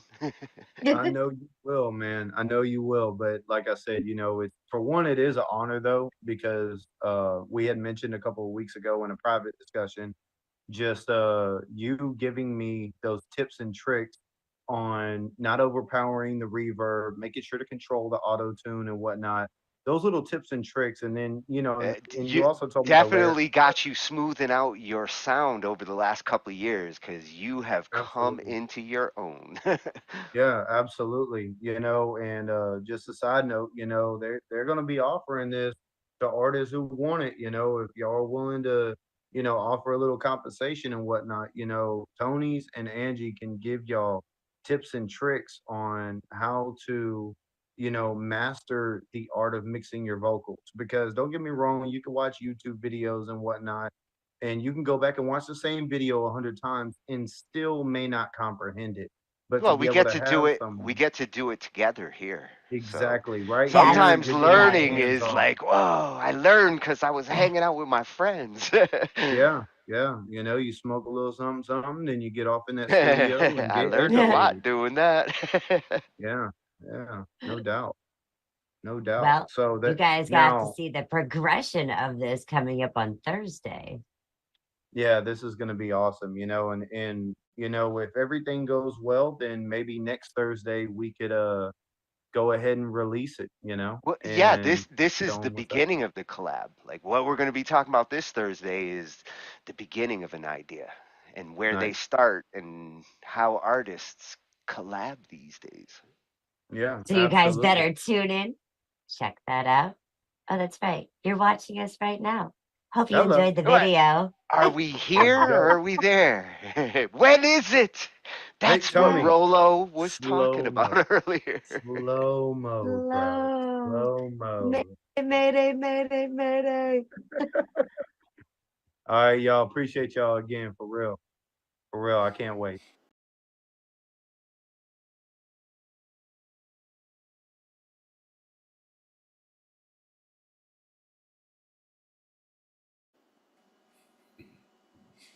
Collaborated. Let's fucking go, baby. Sorry. This is now. This is now in the movie.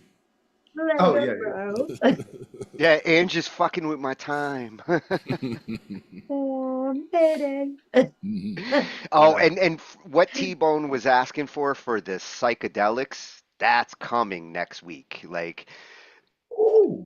yeah, like I hear all the different parts that I know what you're looking for there. And once I play with some of the vocal tracks and some of the music tracks this weekend, them psychedelics are going to be coming out. Oh, nice. And then on top of that, y'all, I did send Tony a couple of videos, so y'all get to see me recording live in action.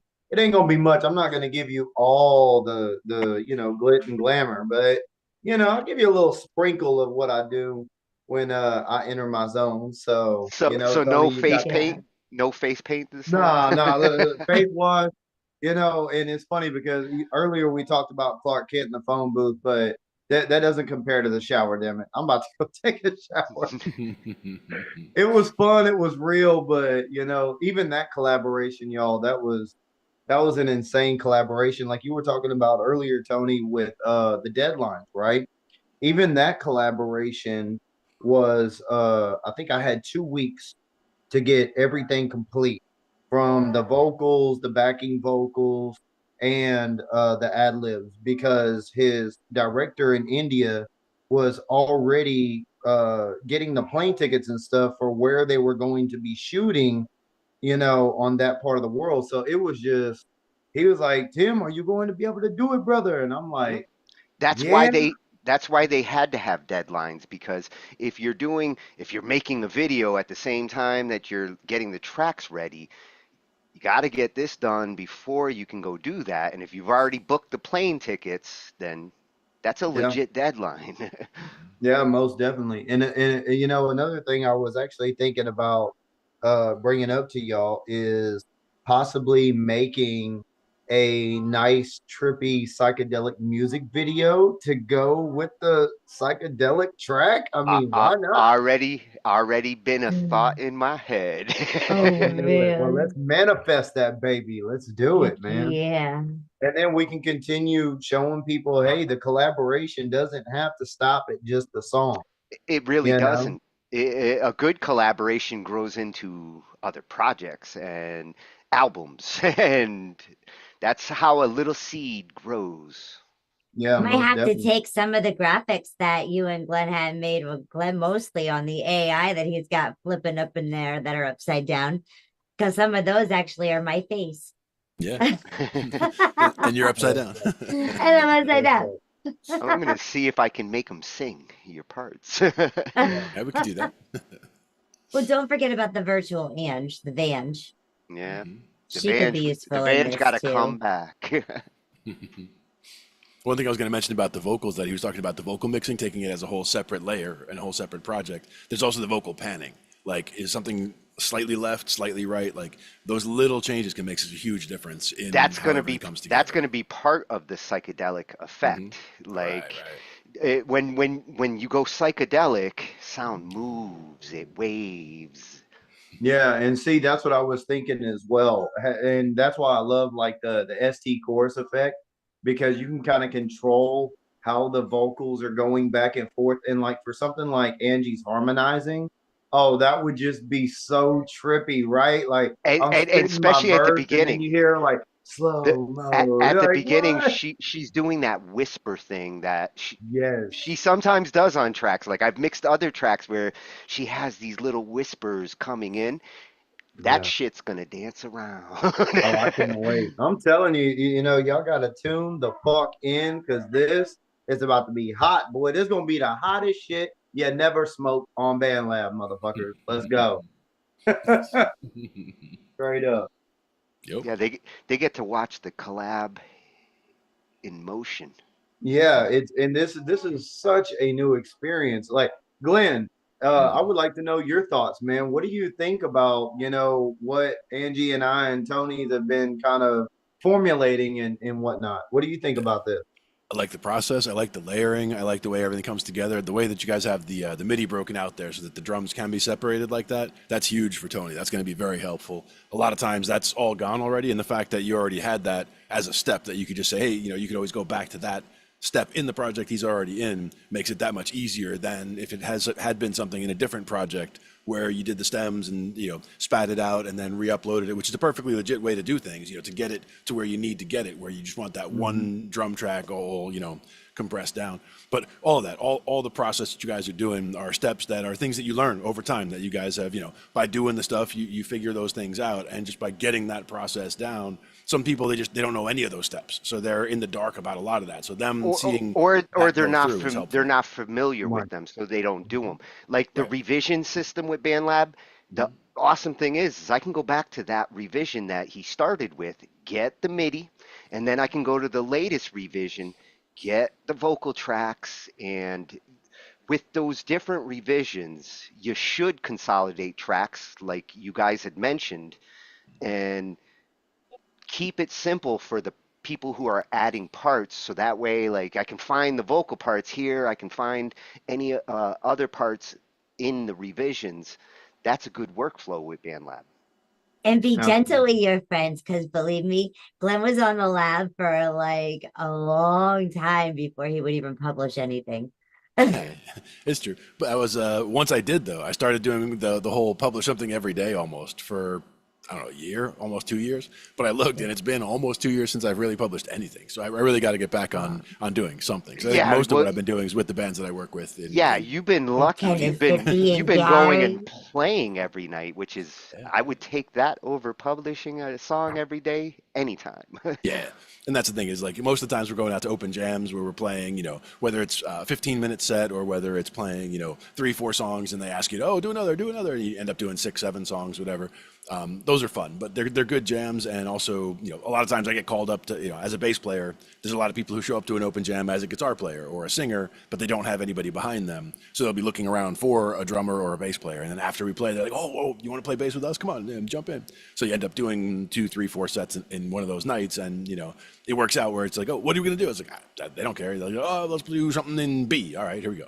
We just launch into something in B, and it's good to keep you on your toes and figure stuff out on the fly. And again, collabing with different people and doing it live like that really is something where it's really enjoyable when it does come together the way it should, and it's like a magical thing when it really hits people in the audience. And like, wait, you guys have never played together and you just did that? And it's like, yeah. You've gotten so good from collabing with people that you can jam on the fly. It's so much just listening. It's so much of the ear, so much just you understanding kind of, oh, I've heard that kind of progression before. And like I could pick out, a 1-6-4-5 or a 1-6-2-5. Like I can hear those happening and then immediately know what I need to do. Okay, the 1 is going to be major, the 6 is going to be minor. Like, I can figure those things out real quick and jump in. And even if I do hit a wrong note here or there, I'll know, I'll hit it that time and go, okay, next time around, I know, okay, that's the other one. It's like I had a 50-50 shot and I was close and, fine, slide into where I needed to. And the audience won't give the bassist a stinky face if they hit a bad note like they will the guitarist. Like a guitarist hits a bad note, the audience knows it just like a singer. A bassist sometimes can slide around, and audience it also depends. Worse for the wear. And it depends on how long you hang out on it too. Like, if you go dome on a bad one and you hang there, that's a problem. But if you go dome, you turn it into something, that's fine. It's like, oh yeah, he meant to do that. Yeah, that's okay. Yeah, we call it jazz. It's progressive.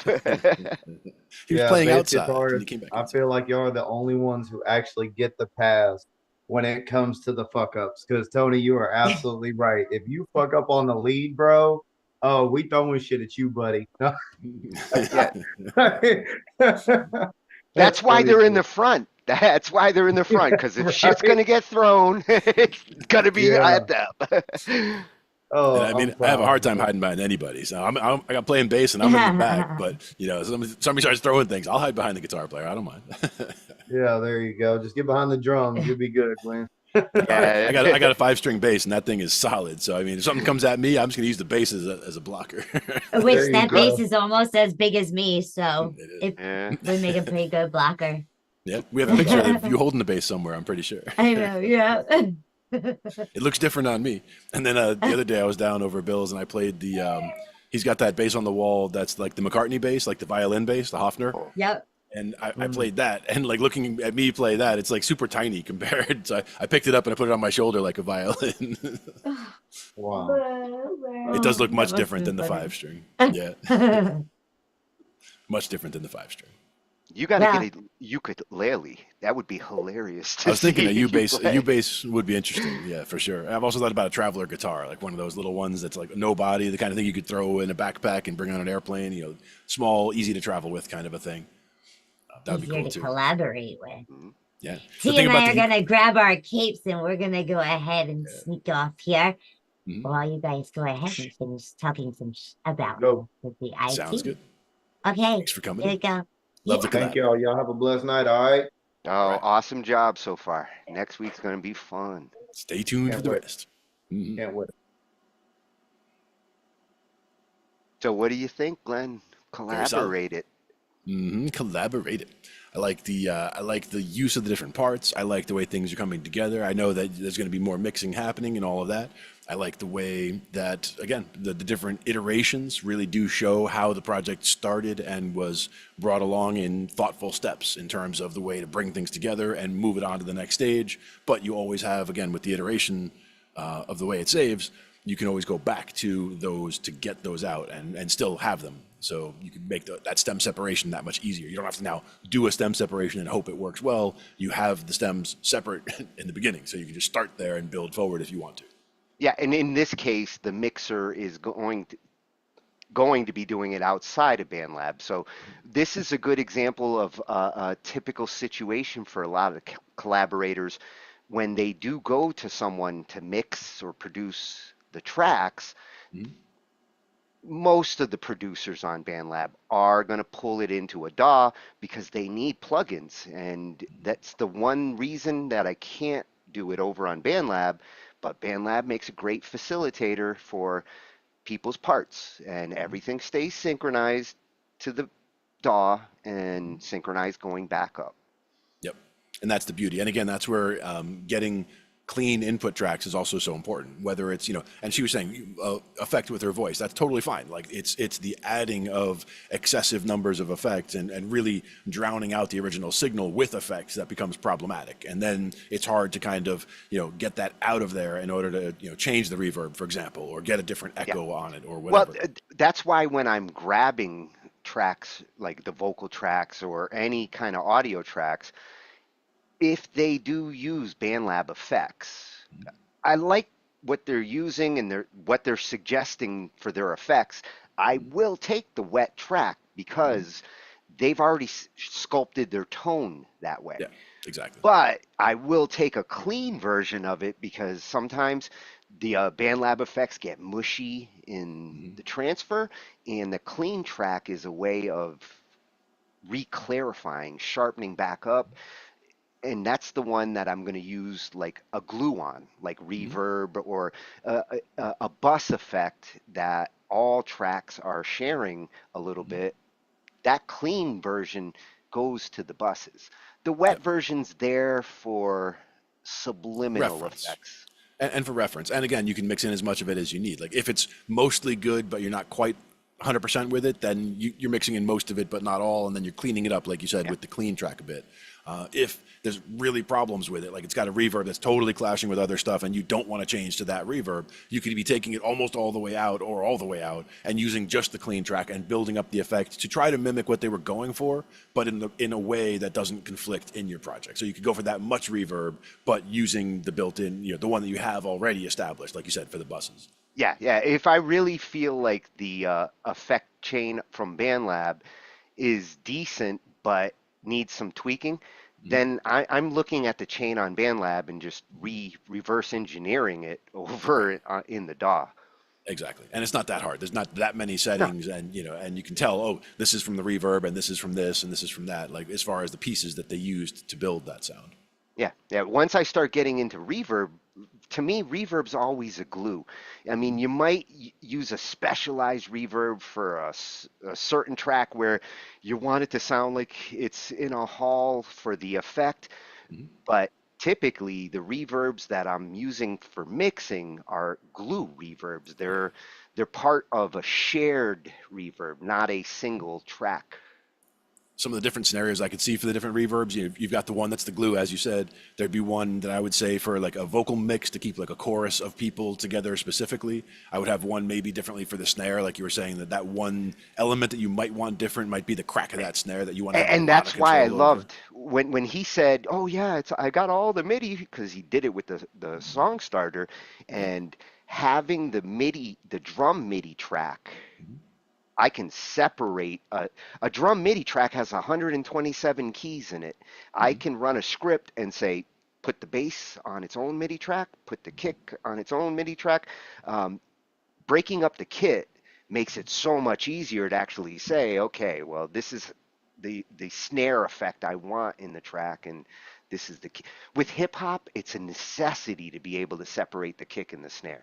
You can also humanize it a lot better, where, if it was just a little 1-bar snippet, for example, that's repeated, 180 times or whatever for the whole song, you could always break it out and say, okay, make it an 8-bar or 16-bar pattern where you are humanizing the drums. You're making it, a little louder on some of these kick hits and a little quieter on these ones, and it doesn't repeat until, further. So it sounds like it's an actual person playing more than just, a repetitive thing. Not that not that I'm saying it sounds repetitive. I'm saying as far as when you're working with something that might have come from just a 1-bar phrase, you can build that out to be something that really does change and sound more human. Yeah. When it comes to like a beat and then having a part that sounds more, getting some hi-hat action in there and then taking it out and going back to just the kick and the snare and then bringing back the hi-hat or a ride cymbal. To let you know the next part's coming, that kind of thing. Yeah. When you've got it in MIDI and you've got the kick snare going in MIDI, like nice and timed, the BPM of the project set properly, throwing in little hi-hat action for 2 bars and then no hi-hat and then throwing it back in becomes a piece of cake because the grid's already there. And like saying, I want this kind of fast hi-hat action or this like kind of off time ride, you pretty much just drop it in. Yep. And whether you want that in that snare reverb that we built before, or whether you just want it in the main reverb that's the glue, or whether it's a little bit of both, it kind of depends on how they work together. Yeah, and when I do have the multiple drums separated like that, how much one hits that bus reverb, like you got to be careful with the bass drum and how hard you hit like a room reverb. When you're in a room and you don't have the pillow and that bass drum is just tearing up the room, all the other drums can get lost from it. So when you do have them separated like that, and I might send the bass drum at like 25-30% on the reverb bus, where the snare might be at 50 to 60 for punch. For that, yeah, the crack and the punch. Some of the live things that we do, like Mike's mixing front of house sound, so he's mixing what the crowd is hearing out front, and he's sitting out front in between the speakers so that he can hear the stereo field and hear exactly what's going on and be able to mix everything. Sometimes I'll be off to the side and, not into direct fire of the speakers, but off to the side to not be hit by it, but I can still get up close to do the light show or to be able to hear what the band needs for mixing monitors and all that. But I'll hear like slap back from a wall at the back of the park. Like this is, they're playing in a park and there's a wall, 50 feet away or whatever. And so it's faint, but like where I'm sitting, like I'm out here and like I'm hearing like boom, ch, boom, ch, boom, ch, and like the snap is actually coming from, it's the coming back of the sound from the wall all the way out there. And if I was the drummer, it would be pissing me off. But that's one of the reasons why the drummer has a monitor right next to him, so that he's hearing his sound amplified right at him. So even if that was coming back, it would be drowned out by the live sound of him playing and everybody else around him on stage. Yeah, drummer doesn't really want to hear that kind of echo feedback because it'll throw their timing off. Right. It's like getting somebody with a tambourine who doesn't know what they're doing, and like they just start hitting the tambourine randomly because they are having fun, and that can really like mess the drummer up. And if the drummer makes a mistake because he was listening to the tambourine, he'll be mad. So yeah, well, you've dealt with the crazy tambourine, man. I've seen the videos. I mean, I've also dealt with bands where like they, one of their things is they always have a tambourine and they always put it out, and they usually would just always put it out on the subwoofer. But you can't do that because it'll sit on the subwoofer, it'll start rattling, and within like before the first song is even over, it's going to have rattled to the edge and fallen on the floor, and that doesn't help anybody. So you got to tape that thing down or hang it on a mic stand or something. But there are places to put it where it won't just rattle off and fall down. But the idea is that the only people who should pick it up are the ones who know what they're doing with a tambourine or are willing to learn and not just get up and just dance with it and smack it because it's fun, because that can interfere with the drummer and what he's doing. Hopefully whoever's doing it is kind of drummer mentality and understands the tambourine is kind of a piece of a drum. Like you want to attack it percussively in time or strategically for the tambourine effect. In one of the studios there's a small tambourine that sits on top of the hi-hat, so when you're hitting the hi-hat there's a tambourine on top that's just bouncing and goes with the hi-hat. So if you just start doing the hi-hat with your foot, psh, psh, psh, you're getting that tambourine sparkle as well as the hi-hat. Oh, and Ange wants more cowbell. Yeah, more cowbell. Sorry, no cowbell on this one. I think it's one of the sharp keys is where the cowbell might be hiding. Yeah. I'd have to go to the whole kit. These are the little chiclet keys. There's 6 of them. So. Just a little bit of something. But we could do enough for one of those every now and then. But no, I definitely enjoy that. this was a great introduction into starting a collab. And over the next couple of weeks, we're going to keep diving into more of the collab process. We're going to look at the mixing next week and how this progresses into that. And then if there's enough time between the week, we might even look at the mastering and the finalizing.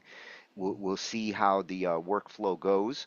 And the goal is to show the collab from start to finish. So the timeline is flexible, and each week we will see the progress that they've gone through. Exactly. And step by step, how it comes together and how it builds and how the different layers start cohesing together even more than they already do. You know, you get more cohesiveness from the layers as time goes on, as you mentioned, from the glue that ties it together, whether it's the reverb or whether it's just getting the mix level so that everything is just right and sits right where it should. So that The everything sound kind of builds right engineer. where it is. Sometimes the sound engineer is the glue to everybody doing their parts. Exactly, because they need to hear enough of the other parts. Like if it's a bouncing off each other thing, you need to hear enough of the other parts while you're doing your part in order to have that real bounce effect happening. Yeah, yeah, and I actually like looking at a song from the outside. That I'm not necessarily committed as the songwriter. Like I've been in all situations there, but getting to actually deal with sound from the outside with no writing obligation, but with a engineering mentality. Yep. And that's the thing is a lot of times with the bands that I work with, like in the studio or in the the basement studios where we're just hanging out having a rehearsal and we just throw on the recordings or whatever. I'm usually the guy doing the the recording engineer, the mixing engineer, and all of that. So we just try to it helps to show them what I'm doing as I'm getting levels straightened out and hey, tap on that mic for me and tap on that mic, make sure I've got everything in the right places and at appropriate levels so that we can get things started. And even there, it's just, even if it was just starting as room recordings where it was just, we had a mic in the room so that we could get a recording of us doing that song to remind us later so that we could play it again. Because if I can hear myself playing, it's like, oh, here's a recording of us playing months ago and I might have forgotten what we did specifically that day. But if I hear it, I'm immediately back on board. I'm like, oh yeah, I hear myself doing this, this, and this, and I know those are things that I know how to do because that's me doing them. So I can hear, and like it immediately jumps me back into it, and it just is a good refresher. Like again, kickstarting me by just letting me listen to a few seconds of any kind of a bass line just lets me jump right in, and if it's something I've played before, I'm right into it. If it's something I've heard before, I'll probably figure it out on the spot. And if it's neither, I still might figure it out on the spot. So. Okay, and you can throw Mike Tapper on your musical resume. Yeah. That's a real thing. It is, especially because Mike will go. My buddy Mike, he'll go around and mic up the drum kit at all the shows that we go to. Like I'll be getting the vocal mics out front ready and the monitors out front wired up, and we've already got the mains all squared away and all that. He'll be miking up the drum kit.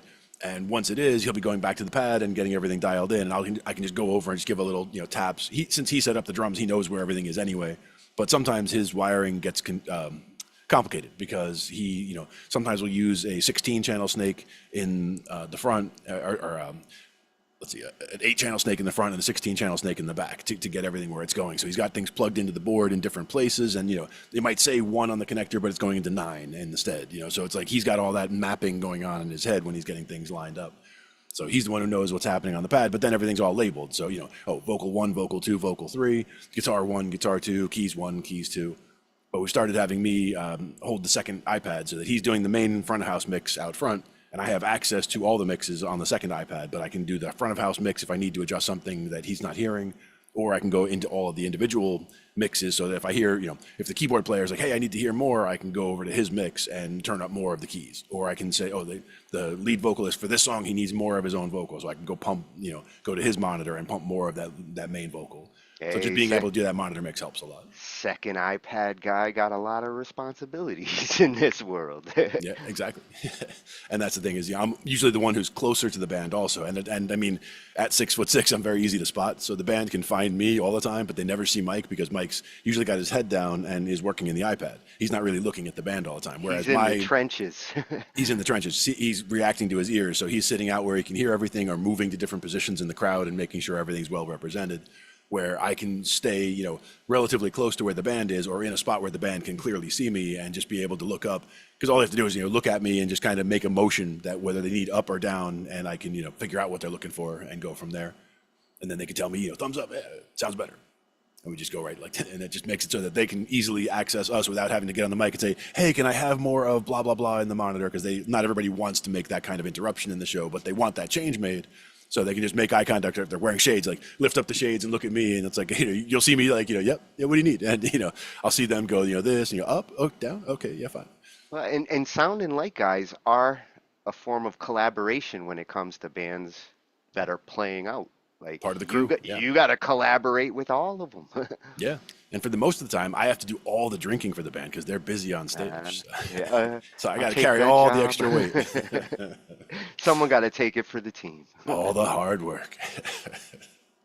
But it pays off. And again, at the very beginning, like some of these guys, like they'll thank the crew at the end, and most of the guys thank the crew at some point in the show. But like even at the last park gig that we did, like they were thanking the fact that we got there at 4:00 to start setting up, even though the band didn't really start until 7. So it's like we're there 3 hours before they are, just to make sure that our stuff is really pretty much all set up before the band even gets there, so that the band can get there, build in around what we've already done. In this case, it was at a big gazebo. So it's just a big gazebo outside. They had power that they brought for us already, so we were all set with that. So that's one of the other big issues that we sometimes have is when they have these pop-up stages. Is they're oh yeah, we have a generator for you, and it's like okay, is it a good generator? Is there going to be gas in it? Are you going to be topping it off? Is it going to break out? Is it going to break down in the middle? And even if it works totally fine the whole time, does the power sag when the generator kicks in and cause the equipment to not like it? Unless you've tested the gear for how much it's going to take from the generator. I hate going in blind like that. Yeah. Well, the good news is that Mike's an electrician also. So, I mean, he's got all the calculations going. He knows what he needs, but, sometimes we get there and we have what we have. So we have to make it work however we're going to make it work. But, we can split the lights off, for example, to a separate circuit. But one thing a lot of people don't know is you don't want to split separate circuits for the stuff that's on stage. Like you could get electrocuted that way. If somebody's, their guitar amp is being run from this circuit and the PA is being run from a different circuit and they go to grab the microphone while they're touching the strings of the guitar. I mean, you can have problems that way. You shouldn't, but you can. And it opens up those possibilities more if you're using multiple different sources on different circuits. So it's important to keep it all together. Have to do an electricity night. Yeah, but not by saying hold my beer and watch this, and not by saying here's what you don't do, because those are, I mean, it's important to know those things, but not through bad examples. So we'll do good examples instead. We now know a little more about collabing with people. Oh yeah. Collabing is fun. And that, like we said, I mean, when I first got on BandLab, what I started doing was the forking, which we talked about, which, in those first couple of weeks, I had such positive feedback from the people that I forked. Like anybody who had because it was all stuff that I was looking for that all said bass needed, or it was all stuff that sounded like there was, much room for a bass part, where it's somebody just singing and doing guitar, but I can hear where the bass should, in my mind, like I could hear the bass part that, feels like it fits there. So I would just record it. And again, usually I've always had, as a bass player, the objective of trying to add to the song, but to put a part that goes with the song. Bass should be a complement. It should be a foundation. Like it's an important layer in a song. Right, and it wasn't something where I took their song and just made it a spot that I can go and show off how much I could do on a bass. It's like I try to do the part that the song seems to need. So I try to work within that framework.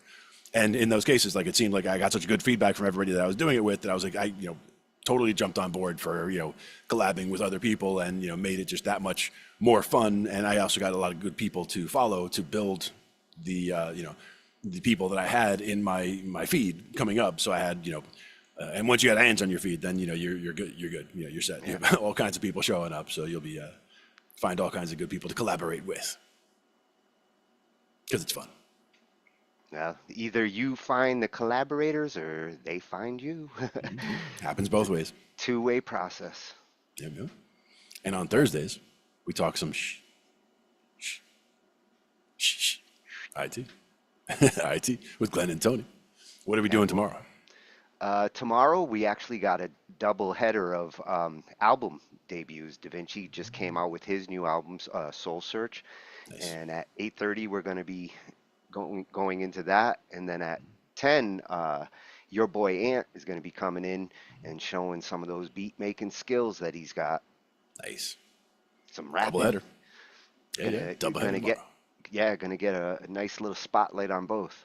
Mm-hmm. This week is one of those busy weeks, so I got gigs tomorrow night, Saturday night, and Sunday night. So Sunday's all day. It's one of those festivals. So potential for more sunburn this week, but I'm gonna try to get smart and wear a hat and sunscreen. not burn. Sunscreen doesn't work because I mean it's hot work and it's going to be 96, 98 degrees. So I'm not expecting sunscreen to manage to hang on through all that. So better off to just have a hat that blocks the rays completely.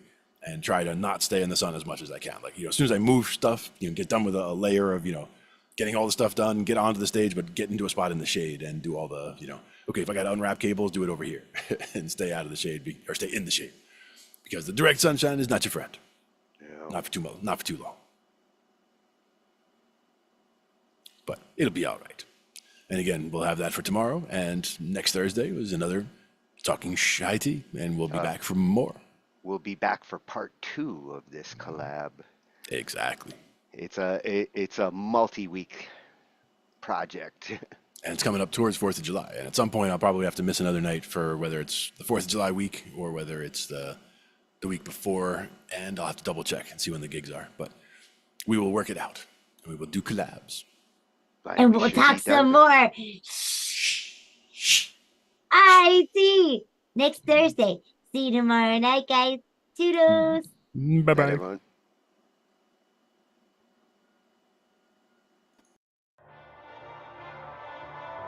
Ambient noise, yeah? So now you're grabbing some BandLab clips.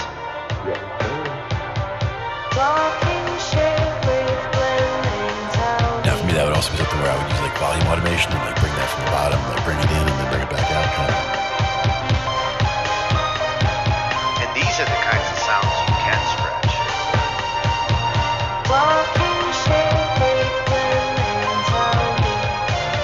With this AI, like scratching it actually can be cool.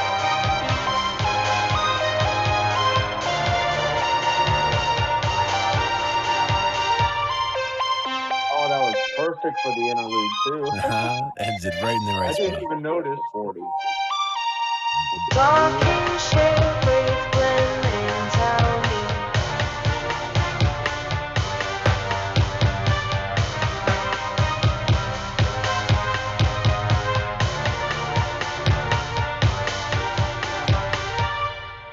didn't even realize the texture faded out at the interlude until it had